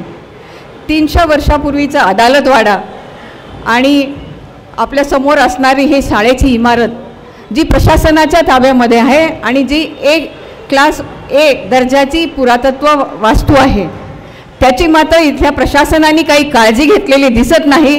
त्यामुळे माझी अत्यंत नाराजी या ठिकाणी मी व्यक्त करते आणि प्रशासनाला पुन्हा एकदा विनंती करते की आपण ह्या शाळेची अत्यंत चांगल्या पद्धतीने काळजी घेतली पाहिजे. तसेच छत्रपती प्रतापसिंह महाराजांचा जो पुतळा इथे आहे, आम्ही सर्वांनी आता त्याला पुष्पहार अर्पण केला. त्या पुतळ्याच्या खाली जो मजकूर आहे त्याबद्दल सुद्धा पुन्हा एकदा ती लिहिणं आवश्यक आहे. कारण रंगोबापू गुप्ते ह्यांनी प्रतापसिंह महाराजांच्या आयुष्यातला अत्यंत महत्त्वाचा असा एक भाग स्वतः अनुभवला, पण इथे असणारी जे काही माहिती असायला पाहिजे ते स्वतः प्रतापसिंह महाराजांच्या बद्दलची माहिती असायला पाहिजे. उदाहरणार्थ त्यांचा जन्म, त्यांचा मृत्यू, त्यांचं केलेलं कार्याचा उल्लेख वगैरे गोष्टीची तिथं माहिती असायला पाहिजे. जे कोणी नवीन पिढीतली माणसं येतील, पहिल्यांदा इथं येतील, त्यांना तो संपूर्ण इतिहास महाराजांचा कळलाच पाहिजे आणि म्हणून ही माझी एक विनंती प्रशासनाला आहे. तसंच जर का इथल्या वास्तू ज्या आहेत, आमच्या अजिंक्यतारा आज अस्तित्वात नाही, गेला कुठे? इथले महत्त्वाचे गड जे कट होते ते गेले कुठे? इतके मजबूत बांधलेले जे काही गडकोट होते ते कुणी आणि का नष्ट केले, ह्याचा हा उलगडा करणारं हे पुस्तक आपल्यासमोर येते. अत्यंत दुःख वाटतं ना की जेव्हा आपण गडावर जातो आणि आपल्याला फक्त उद्ध्वस्त झालेल्या भिंती आणि काही खंडर दिसतात, तर हे नष्ट करण्याचं काम केलं गेलं. आत्ताच जस्टिस न्यायमूर्ती नलवडे साहेब सांगत होते की बाळाजीपंत नातूंच्या काळातच हे सगळं नष्ट केलं गेलं.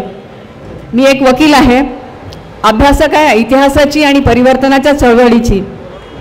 इतिहासाचा अभ्यास करताना स्वतःच्या बुद्धीप्रमाणे आपण अभ्यास करू शकतो, पण काही लोक ह्या देशामध्ये स्वतःला इतिहासकार म्हणतात. काही इतिहासकार, मग एक इतिहासाबद्दल लेखन करणारा माणूस इतिहासकार कसा काय असू शकतो असा माझा प्रश्न आहे. इतिहासकार कोण असू शकतो? जो इतिहास निर्माण करतो तो इतिहासकार असेल. बरोबर आहे. आमचे वामन मेश्राम साहेब हे आत्ताचा प्रत्यक्ष इतिहास निर्माण करणारं व्यक्तिमत्व आहे. प्रत्येक महामानव हा त्यांनी निर्माण केलेला इतिहासाचा जागरूक पुरावा आहे, म्हणून त्यांनी इतिहास निर्माण केला, त्यांना इतिहासकार म्हणा. मग इतिहासाचं विकृत लेखन करणारे हे स्वतःची बाजू काहीतरी विकृतपणे मांडणारे आहेत आणि म्हणून त्यांना स्वतःला इतिहासकार म्हणून घेण्याचा काही अधिकार नाही. आमच्याकडे आम्ही भारत मुक्ती मोर्चा असेल किंवा आमचा छत्रपती क्रांती सेना असेल, आम्ही आमचे मार्गदर्शक मामा देशमुख सर किंवा ॲडव्होकेट दारवटकर सर ह्यांना आम्ही इतिहासाचार्य म्हणतो. इतिहासाचार्य का म्हणतो तर ते आम्हाला इतिहासाचा अभ्यास कसा करायचा हे शिकवतात. इतिहासाचा अभ्यास कसा करायचा, त्याचे अर्थ कसे काढायचे आणि ऐतिहासिक पुराव्यांचे संदर्भ कसे लावायचे ह्याचं आम्हाला मार्गदर्शन करणारे हे आमचे इतिहासाचार्य आहेत.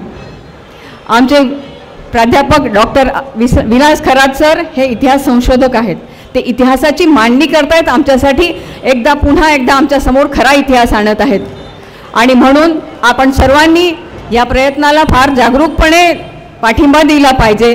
आत्ता मी जे काही मागणी केल्या, कारण आत्ता जे काही प्रत्यक्ष इथे अस्तित्वात असणारं प्रतापसिंह महाराजांचं कार्य आहे, जसं आत्ता वृषालीराजे साहेबांनी सांगितलं की महाबळेश्वर असेल, इथली ही शाळा असेल किंवा त्यांचं अदालतवाडा असेल, ह्या अस्तित्वात असणाऱ्या गोष्टी आपल्याला पहिल्यांदा जपल्या पाहिजेत आणि त्यातून आपल्याला पुन्हा ही इतिहासाची एक जागरूकता निर्माण करणारं कार्य करावं लागेल.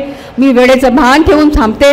धन्यवाद. आपण इथे मला बोलवलं, संधी दिलीत याबद्दल अत्यंत आभारी आहे. धन्यवाद मॅडम. यानंतर मान्य इंदिरा पटवर्धन मॅडम, विभागीय प्रभारी भारत मुक्ती मोर्चा पश्चिम महाराष्ट्र महिला आघाडी. मी मॅडमना विनंती करतो की त्यांनी स्टेजवरती येऊन स्थानापन्न व्हावं. तसेच यानंतर मान्य सुनील काका जाधव, राष्ट्रीय कार्यकारिणी सदस्य बहुजन मुक्ती पार्टी. मी साहेबांना विनंती करतो की त्यांनी आपलं मनोगत व्यक्त करावं.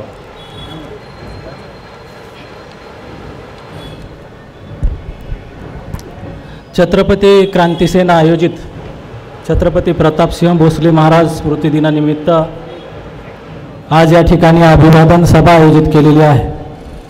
या अभिवादन सभेच्या निमित्तानं विचारपीठावर उपस्थित असणारे या कार्यक्रमाचे उद्घाटक माननीय माजी न्यायाधीश माननीय न्यायमूर्ती टी.व्ही. नलावडे साहेब,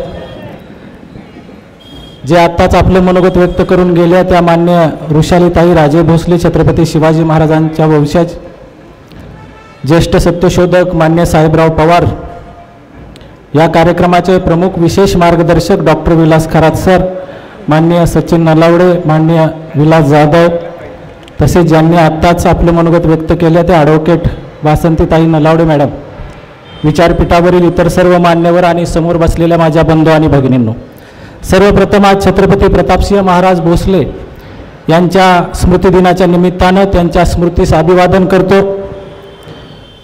आज सातारा शहरामध्ये हा कार्यक्रम होतोय आणि शहरामध्ये आल्यानंतर या मैदानाच्या समोरच छत्रपती प्रतापसिंह महाराज यांचा एक पुतळा आहे आणि आल्यानंतर बघितलं तर आज त्यांचा स्मृतिदिन असताना सुद्धा सातारा शहराला खरं तर राजधानी म्हणलं जातं आणि या राजधानीमध्ये ज्या राजांचा पुतळा आहे, ज्यांचा स्मृती दिवस आहे, त्या स्मृती दिवसाच्या निमित्तानं त्या उद्यानाची साफसफाईसुद्धा केलेली नव्हती किंवा नगरपालिकेच्या वतीनं नगरपालिकेच्या ताब्यामध्ये तो पुतळा असल्यामुळं नगरपालिकेतल्या आयुक्ताचा, नगराध्यक्षाचा आणि जे काही लोक नगरपालिकेमध्ये आहेत त्या सगळ्यांचं पहिली जबाबदारी होती, पहिलं काम होतं की त्यांनी आज स्मृतिदिनाच्या निमित्तानं महाराजांच्या पुतळ्याला हार घालणं आणि अभिवादन करणं। परंतु महाराजांच्याच गावामध्ये, महाराजांच्याच राजधानीमध्ये इथलं प्रशासन, शासन महाराजांना त्यांच्या स्मृती दिवसाच्या निमित्तानं अभिवादन करत नाही, म्हणून इथले जिल्हाधिकारी असतील, इथल्या महानगरपालिकेचे आयुक्त असतील, शिव असतील, जेवढे काही शासकीय पदाधिकारी आहेत त्या सर्वांचा मी अगोदर या ठिकाणी जाहीर निषेध व्यक्त करतो। अरे ज्यांच्यामुळे आम्ही शिकलो, ज्यांच्यामुळे आम्ही घडलो, ज्यांच्यामुळे आज आम्ही स्वातंत्र्याचा श्वास घेतो, ज्यांच्यामुळे डॉक्टर महामानव डॉक्टर बाबासाहेब आंबेडकरांसारखं व्यक्तिमत्व या जगाला लाभलं, ज्यांनी याच शाळेमध्ये शिक्षण घेतलं, त्या प्रतापसिंह महाराजांच्या स्मृती दिवसाची तुम्हाला आठवण राहत नाही? ज्या खुर्चीवरती तुम्ही बसला, जिल्हाधिकारी झाला, आयुक्त झाला, त्या खुर्च्या ज्यांच्यामुळे तुम्हाला मिळालेल्या आहेत त्यांनाच तुम्ही विसरून जाता।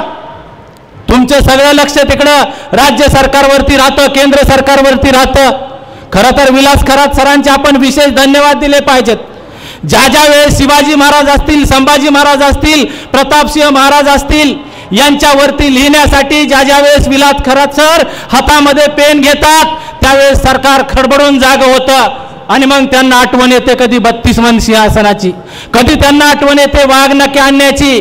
ज्यावेळेस विलास खरात सरांनी हे पुस्तक लिहायला हातामध्ये घेतलं त्यावेळेस फडणवीसांनी घोषणा केली की आम्ही वाघनखे आणणार आहे। वाघनखे आणा, तुमचं स्वागतच आहे, कारण त्या वाघनख्या सुद्धा आमच्या बापाच्याच आहेत आणि आमच्या बापाने आम्हाला सांगितलंय त्याचा उपयोग कुठं करायचा। शिवाजी महाराज सांगून गेलेले आहेत वाघनख्याचा उपयोग कुठं करायचा। छत्रपती क्रांती सेनेचं ब्रीदवाक्य आहे काय?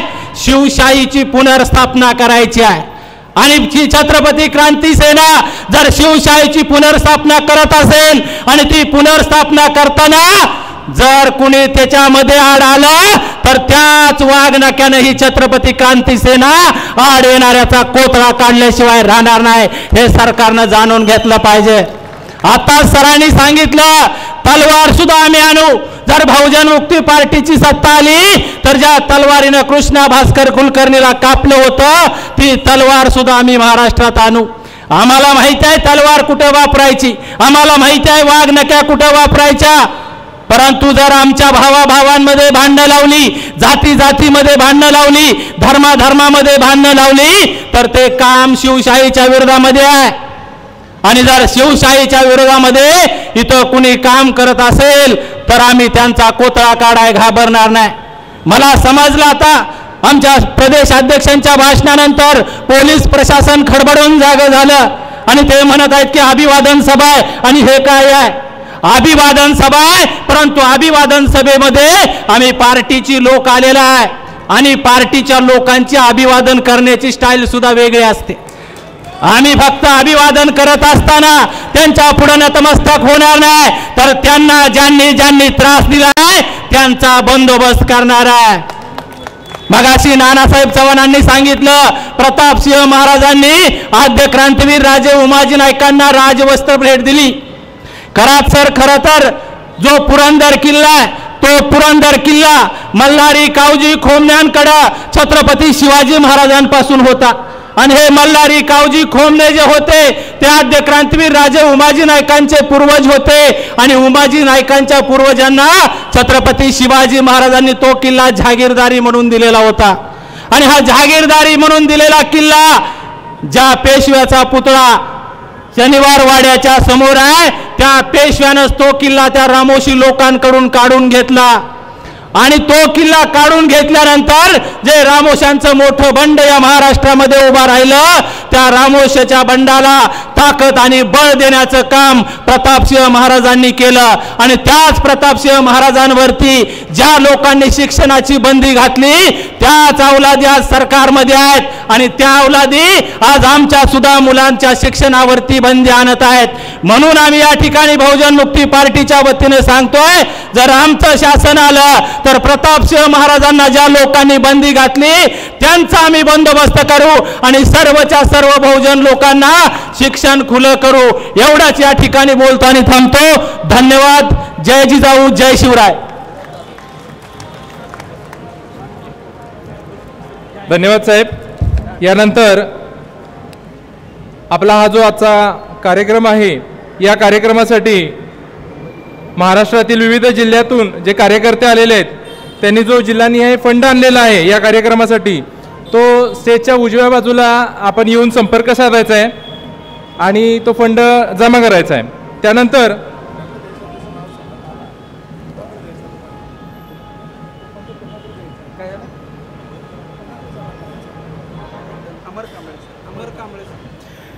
फंड जमा करण्यासाठी माननीय अमर कांबळे स्टेजच्या शेजारी आहेत त्यांच्याशी संपर्क साधावा.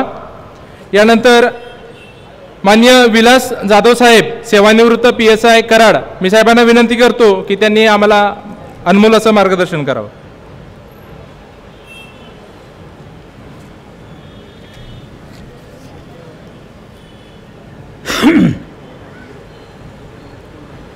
जय जिजाऊ जय शिवराय. छत्रपती क्रांती सेना यांच्या माध्यमातून प्रतापसिंह भोसले महाराज साहेबांच्या स्मृती दिनाची जी आज सभा आयोजित करण्यात आलेली आहे त्या सभेच्या संदर्भात मी प्रथम विलासजी खरात सर यांचं मनापासून धन्यवाद देतो आणि आभार व्यक्त करतो. या संदर्भामध्ये प्रतापसिंह महाराज यांना वासोटा किल्ल्यावर दुसऱ्या पेशव्यांनी मुलाबाळासह कैद करून ठेवलेलं होतं आणि त्यांना सोडवण्यासाठी 1 जानेवारी 1818 जी भीमा कोरेगावची लढाई झालेली आहे तिचा ह्याच्याशी नक्की संबंध आहे. आणि त्यापासून त्यांना त्या काळातले ब्रिटिश कमांडंट स्टेटन म्हणून होते स्टेटन त्या स्टेटन साहेबांची मदत घेऊन त्यांच्याकडून 200 शिपाई मिळविले आणि त्यांचे स्वतःचे असे 500 मिळून 700 सैनिकांनी ती लढाई जिंकली. त्यावेळी 2-3 हजार सैन्य घेऊन पेशवे हे उत्तरेकडे पळून गेले. त्यानंतर फेब्रुवारी महिन्यामध्ये प्रतापसिंह महाराज साताऱ्याच्या गादीवर बसलेले दिसतात. त्यानंतर 16 वर्ष प्रतापसिंह महाराजांनी ही गादी सांभाळलेली आहे. आणि 16 वर्षानंतर जो पळून गेलेला पेशवा होता त्याने ब्रिटिश सत्ताधीशांशी एकमत करून पुन्हा प्रतापसिंह महाराजांना दिल्लीला घेऊन काशीला घेऊन गेल्याचे दिसते आहे. या सर्व ह्याच्यामध्ये विलास खरात सरांचं मला पुन्हा आभार मानायचे आहेत ते एवढ्यासाठी की साताऱ्याच्या ठिकाणी येऊन क्रांतीसेना छत्रपती क्रांतीसेना हिच्या माध्यमातून प्रतापसिंह महाराजांची पुण्यतिथी साजरी करणं ही एक फार मोठी गोष्ट आहे. इतिहासाच्या दृष्टीनं आपण काय समजत असाल नसाल मला काय समजत नाही परंतु ही फार मोठी गोष्ट आहे आणि मी पुन्हा एकदा त्यांचे आभार मानतो. महत्त्वाची गोष्ट म्हणजे या संदर्भात त्यांनी जी शाळा सुरू केली तिचं पहिल्यांदा नाव होतं ते गव्हर्मेंट स्कूल असं होतं. त्यानंतर प्रतापसिंह स्कूल झालं. या पवित्र शाळेमध्ये त्या काळामध्ये शिक्षणाची सोय म्हणण्यापेक्षा परवानगी म्हणण्यापेक्षा संधी कोणत्याही वर्गाला नव्हती. त्या काळात विशिष्ट वर्गाच्या अशा 40 शाळा होत्या आणि त्या 40 शाळांमध्ये बहुजन समाजातील मुलांना प्रवेश नव्हता. अशा काळामध्ये प्रतापसिंह महाराजांनी ह्या शाळा काढल्या. त्या काळात आदरणीय बाबासाहेब आंबेडकरांचे पिताश्री या रत्नागिरीला होते. तिथून त्यांना या ठिकाणी चालत घेऊन येऊन इथे शाळेमध्ये घातले. आपल्याला पुढं वाटतं की बाबासाहेबांना ज्या वेळेला विचारलं की तुम्ही एवढे मोठ्या देशाची आणि इतके धर्म एकत्र एका देशात नांदत असताना अशा अवघड परिस्थितीत जी घटना तुम्ही लिहिली तर त्याचा अभ्यास तुम्ही कसा काय केला. त्यावेळी बाबासाहेबांनी सांगितलेलं आहे की मी ज्या वेळेला साताराच्या प्रतापसिंह हायस्कूल किंवा गव्हर्मेंट हायस्कूलमध्ये शिकत होतो त्या काळामध्ये मी अत्यंत बारकाईनं ह्या सगळ्या गोष्टींचा अभ्यास केलेला आहे.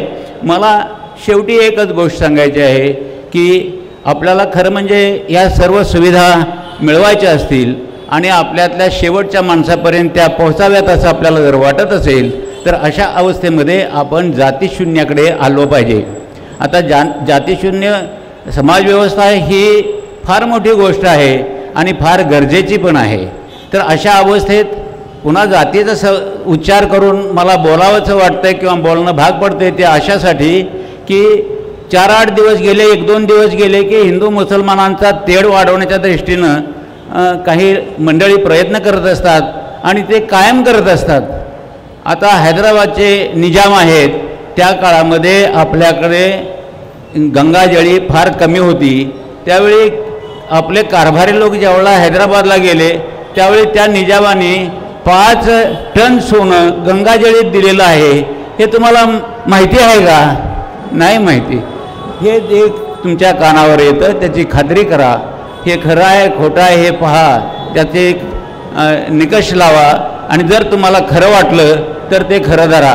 माझी खात्री आहे की हे तुम्हाला तुमच्या कानावर ज्या गोष्टी येतात ह्या केवळ खोट्या असल्या पाहिजेत. महत्त्वाची गोष्ट, मराठा समाजानं अत्यंत जबाबदारीनं वागण्याचा हा काळ आहे. कारण या अवस्थेमध्ये स्टेजवर 4-2 माणसं दिसत असली म्हणजे सगळं झालं असं नाही, किंवा खरात सरांनी हा कार्यक्रम पुढे होऊन तडीला नेला म्हणून वेगळं काहीतरी झालं असं नाही. तर तुम्ही इतकी वर्ष 50-60 वर्ष झालं राज्य करत आहात. तुमचा इतिहास तुम्हाला माहीत नाही. ज्याला इतिहास माहीत नाही त्याला भविष्य नाही, एवढंच लक्षात ठेवा. धन्यवाद.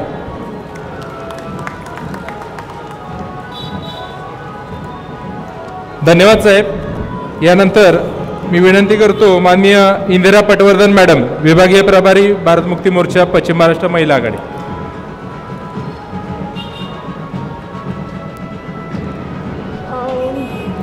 छत्रपती क्रांती सेनेचा हा जो कार्यक्रम आहे त्या विचारमंचावर उपस्थित सर्व मान्यवर आणि आपण सर्वांना जय मूल निवासी.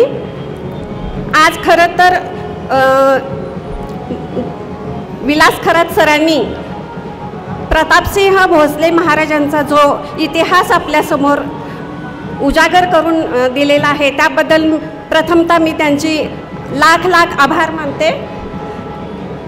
खरं तर प्रतापसिंह राजांनी ह्या शाळेमध्ये डॉक्टर बाबासाहेब आंबेडकर शिकले आणि आपल्या देशाला एवढं मोठं अमूल्य असं संविधान लाभलं.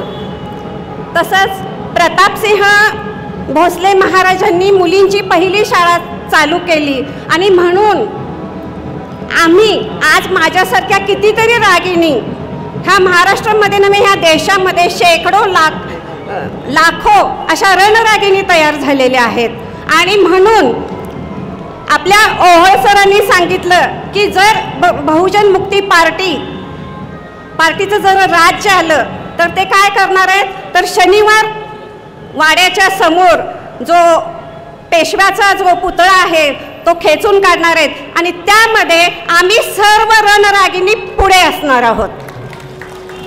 आणि म्हणून ह्या छत्रपती क्रांती सेनेचं मी आभार मानते की त्यांनी एवढा मोठा हा कार्यक्रम राबवलेला आहे आणि त्यांनी पहल केलेली आहे. तर मी भारत मुक्ती मोर्चा महिला संघटनेची कोल्हापूर जिल्हा अध्यक्ष आणि पश्चिम महाराष्ट्राची प्रभारी म्हणून मी त्यांचे लाख लाख आभार मानते आणि पुन्हा एकदा खरात सरांचे लाख लाख आभार मानते. आणि मला इथं बोलण्याची संधी आज बाबासाहेब ज्या शाळेमध्ये शिकले त्या शाळेच्या समोर जो विचारमंच आहे त्या विचारमंचावर बोलण्याची मला संधी दिल्याबद्दल मी अगदी सर्वांचे लाख लाख धन्यवाद मानते. जय मूलनिवासी.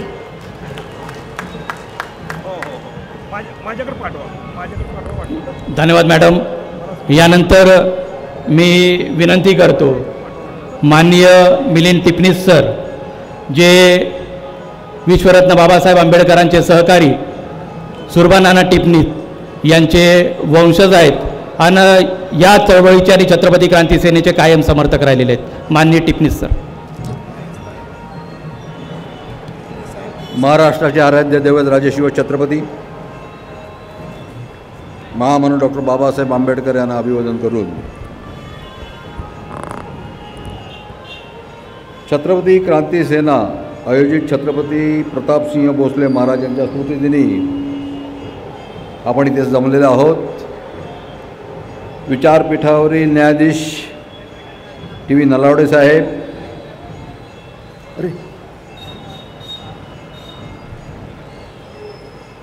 आत्ताच मार्गदर्शन करून गेलेल्या माननीय वृषाली राजे भोसले, आदरणीय ज्येष्ठ सत्यशोधक समाजाचे उपाध्यक्ष साहेबराव पवार, आमचे मित्र, आणि इतिहास कसा लिहिला जावा ह्या बाबतीतलं जे परिणाम असतं ते ज्यांच्याकडून शिकावं खोट्या इतिहासकारांनी, असे आमचे मित्र विलास खरात साहेब, विलास जाधव साहेब, सचिन नलावडे, विचारपीठावरील सर्व मान्यवर आणि उपस्थित बंधू आणि भगिनींनो, आता इथं आल्यानंतर मला कळलं की छत्रपती प्रतापसिंह भोसलेंच्या स्मृतिदिनी मनुवादी राज्यामध्ये त्यांना साधं अभिवादन कलेक्टर साहेबांनी म्हणा किंवा शासकीय यंत्रणेने केलं नाही. त्याच मनुवाद्यांनी छत्रपती शिवाजी महाराजांच्या पुण्यामध्ये जो पहिला छत्रपतींचा पुतळा उभा केला गेला त्याला पण विरोध केला होता. त्यांच्याकडनं अपेक्षा करण्यापेक्षा आता त्यांच्याकडनं काहीही अपेक्षा करू नका. अपेक्षा कोणाकडनं करायच्या असतात ह्याला महत्त्व आहे. त्यांनी केलं पाहिजे, त्यांनी केलं, ते करणारच नाही आहे, ते मनुवादी आहेत. त्यामुळे त्यांच्याकडनं काय अपेक्षा तुम्ही करू नका की त्यांनी हे केलं पाहिजे, ते केलं पाहिजे. जे राज्य महाराष्ट्र राज्य छत्रपती शिवाजी महाराजांच्या नावाने चालवलं जातं त्यांच्याच वंशजाच्या स्मृतिदिनी त्यांना अभिवादन जर हे मनुवादी तिथे बसलेले धारी शुक्राचार्य जर बसले असतील तर त्यांच्याकडं आपण अपेक्षा करण्याची काही गरज नाही आहे. आपण उदो केला पाहिजे, आपण सांगितलं पाहिजे. विलास खरात साहेबांसारखे व्यक्ती, अशा अनेक व्यक्ती आपल्याकडे आहेत की इतिहासाच्या दृष्टिकोनातून जे महत्त्वाची माणसं होऊन गेली त्यांचं महती आणि महत्त्व सांगण्याची जबाबदारी तुमच्या आणि आमच्यावर आलेली आहे. कारण मनुवाद्यांना हा इतिहास जसा खोटा लिहिला गेला तसा लपवण्याचा प्रयत्न चाललेला आहे.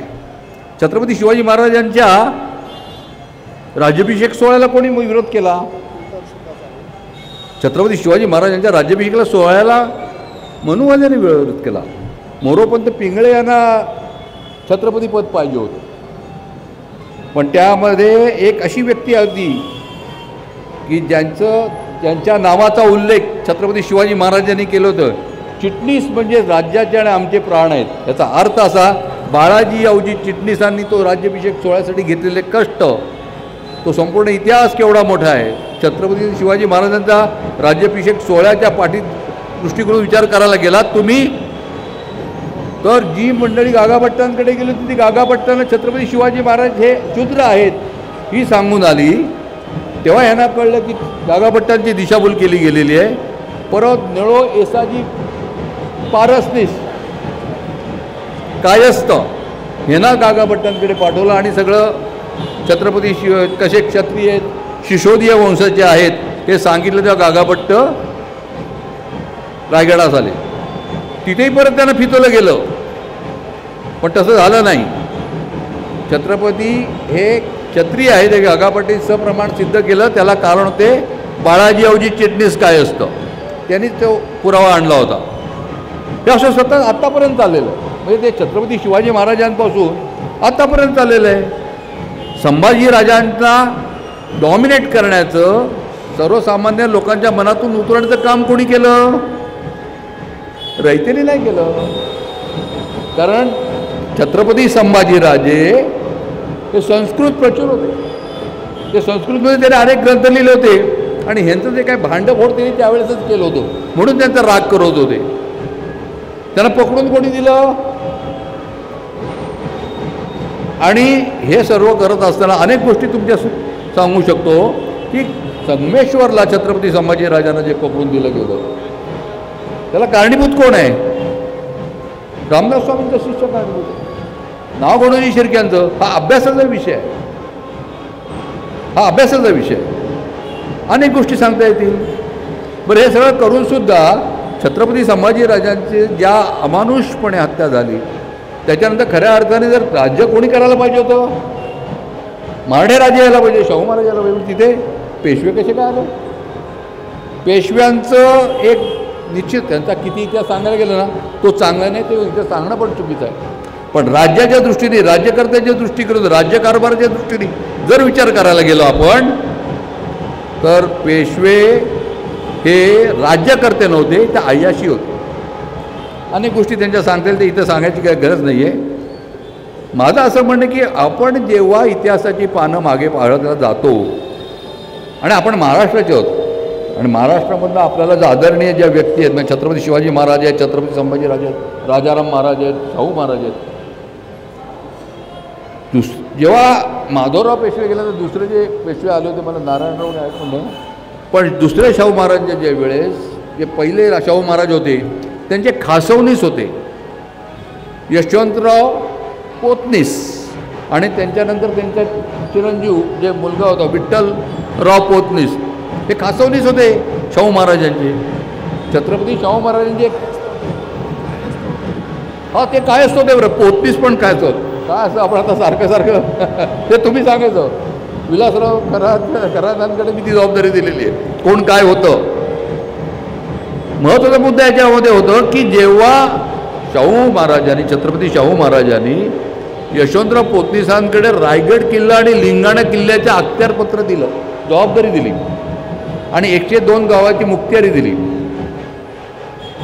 शाहू महाराजांच्या मृत्यूनंतर कुरबुरी वाढल्या आणि तुम्हाला आश्चर्य वाटेल, छत्रपती शिवाजी महाराजांच्या राजधानी किल्ल्यावर पेशवे चालून आले.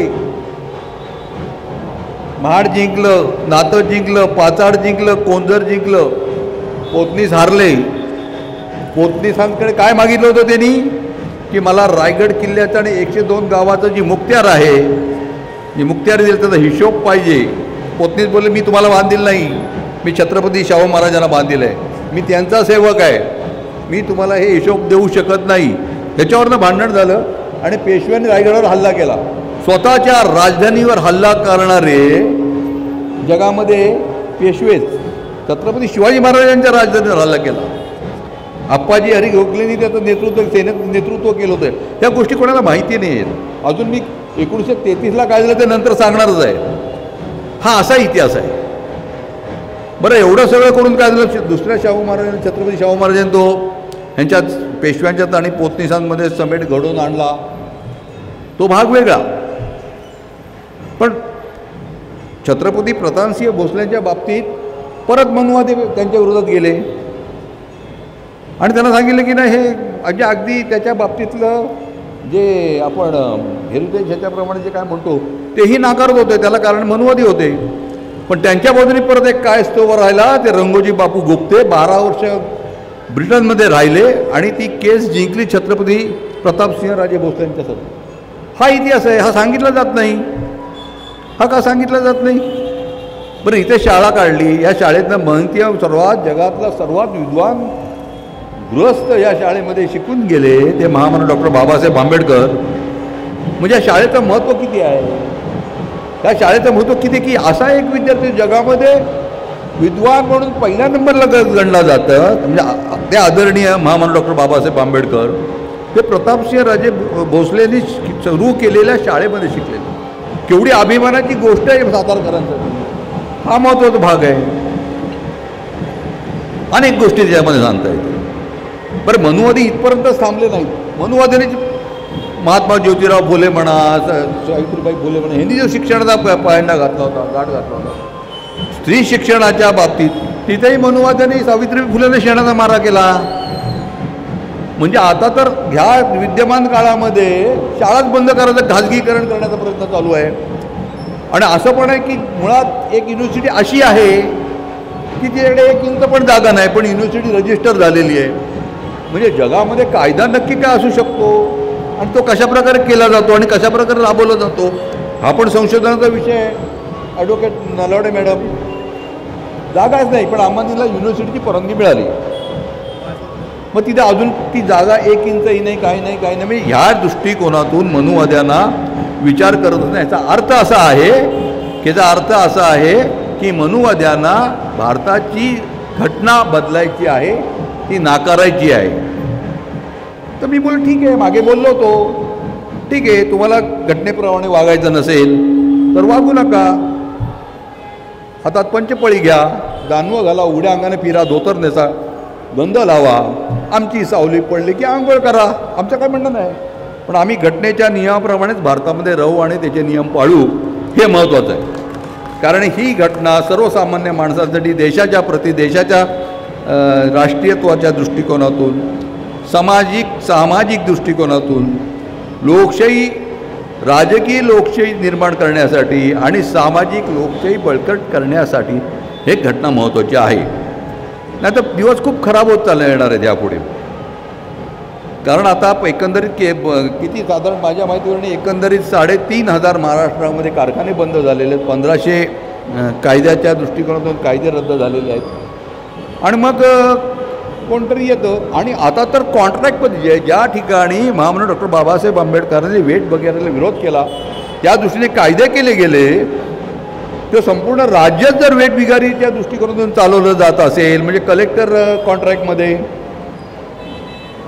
नलावडे साहेब बरोबर बोलतो ना आपल्या, तर याच्या मगाशी मी तुम्हाला बोललो, जर कलेक्टर कॉन्ट्रॅक्टमध्ये काम करत असेल, तहसीलदार कॉन्ट्रॅक्टमध्ये काम करत असेल, नगरपालिकेचे CO कॉन्ट्रॅक्टमध्ये काम करत असेल, मग कॉन्ट्रॅक्ट पद्धत ही जर चालू केली तर वेट बिगारी आणि कॉन्ट्रॅक्ट पद्धतीने फरक काय? म्हणजे कलेक्टरने काम करायचं, एकंदरीत त्यांचा किती 5 कोटीचा काहीतरी हिशोब सांगितला आणि 1 कोटी कॉन्ट्रॅक्टरला द्यायची. म्हणजे हा पैसा कोणाचा आहे? बरं कॉन्ट्रॅक्टर किती शिकलेला आहे, काय शिकलेला आहे, तो कोण आहे, काय ह्याचा विचार करण्याची गरज नाही. पण एक IAS officer, IPS officer, police खात्यातील ज्येष्ठ ही जी मंडळी काय होऊन गेली, ते वेट बिगारी म्हणून काम करणार. पूर्वी वेट असायचा, वेट म्हणजे कसं शेतावर काम करणारे वेट बिगार असायचे, त्यांना काहीतरी काम दिलं जायचं, त्याचा फक्त त्यांना जेवायला. म्हणजे उद्या कदाचित हे पगार देतील की नाही ह्याची शाश्वती नाही आहे. आमचं दुसरं काय म्हणणं आहे की ह्या सगळ्या गोष्टीतून हे सगळं असताना तुम्हाला अत्यंत महत्त्वाची गोष्ट सांगतो की जेव्हा पोतनीसांना विरोध झाला, पेशव्यांनी जिंकलं, तेव्हा जो छत्रपती शिवाजी महाराजांचा जो स्वराज्याचा भगवा ध्वज आहे, हे कोणाला माहिती नाही अजून, तो स्वराज्याचा ध्वज पोतनी ज्या उरवडे गावात राहतात पिरंगुटच्या इथे, आजही फडकवला जातो दसऱ्याच्या दिवशी आणि वर्षभर तो फडकवला जातो.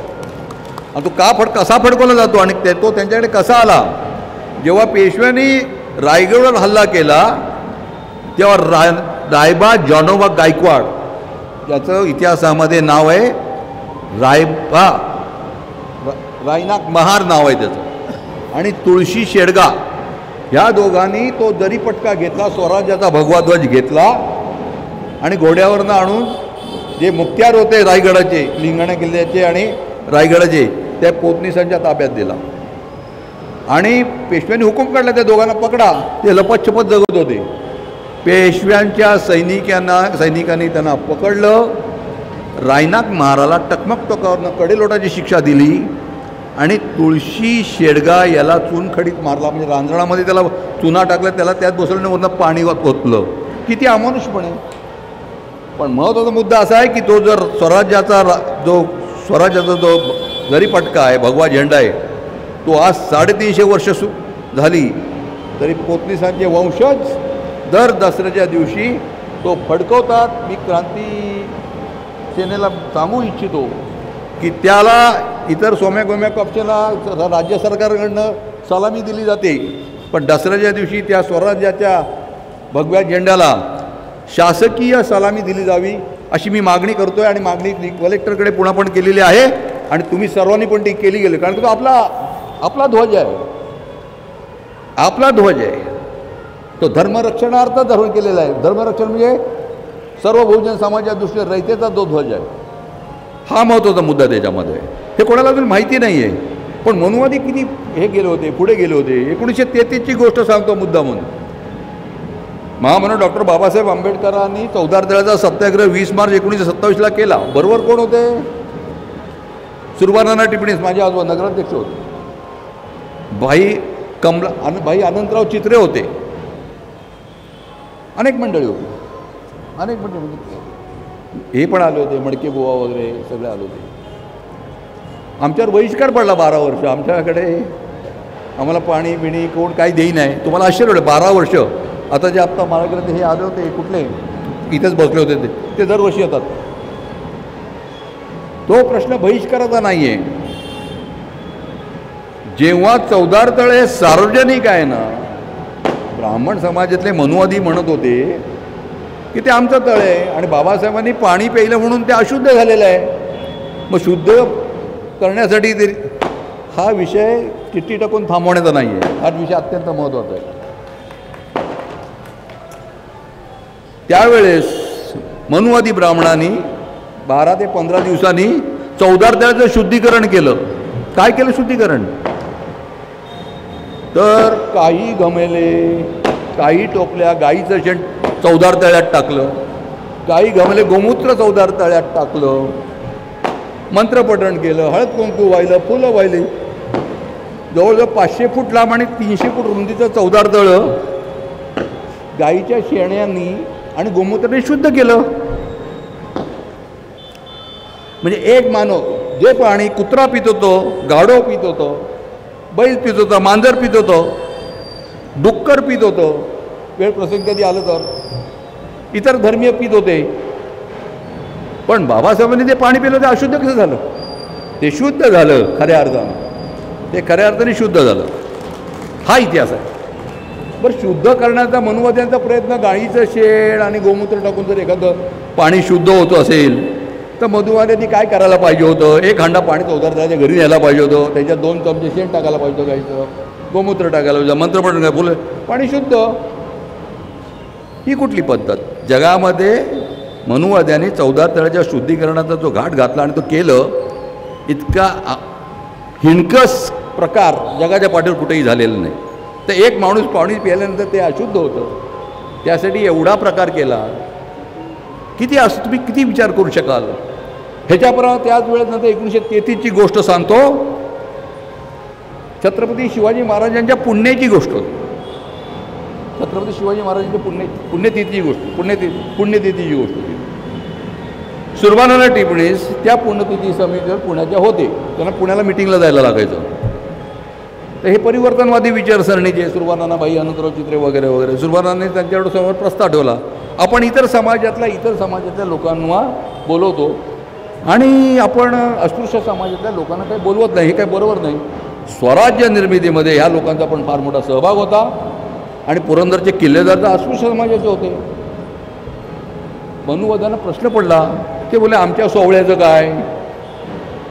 सुरवानांना बोलले तुमचं सोहळं तुमच्याकडे, त्यांना तर बोलवलं पाहिजे. ते बोले आज जमणार नाही. ते सुरवानांना बोलले मी त्यांना बोलवणार. आणि मी महाडला निघालो. ते महाडला आले, सर्वांची मिटिंग घेतली. विश्राम सवादकर म्हणून त्यांचे मित्र होते वीरगावचे, त्यांना बोलवलं. माझ्याकडे लेखी स्वरूपात आहे. सगळी कागदपत्र लेखी स्वरूपात याच्यावरच मी बोलतोय. आणि सगळ्यांना बोलवलं, मिटिंग घ्यायची ठरलं. त्यांना यशवंत आरते, भाईसाहेब वडके, परशुरामभाई गांधी, देशपांडे, चिंतामणराव देशपांडे, त्या सगळ्यांनी बरोबर आले आणि सगळ्यांना आमंत्रण दिलं. सर्वांनी आपला शिधा घेऊन गडावर 1,500 अस्पृश्य समाजातली माणसं आदल्या दिवशी गडावर गेली. पुण्यावरनं आलेले मनुवाद्यांनी ते सगळं बघितलं. पुण्यावरनं ते गडावरनं ते खाली उतरले आणि चौदार तळ्याच्या ठिकाणी राम मंदिर आहे त्या ठिकाणी 4 वाजता जेवले.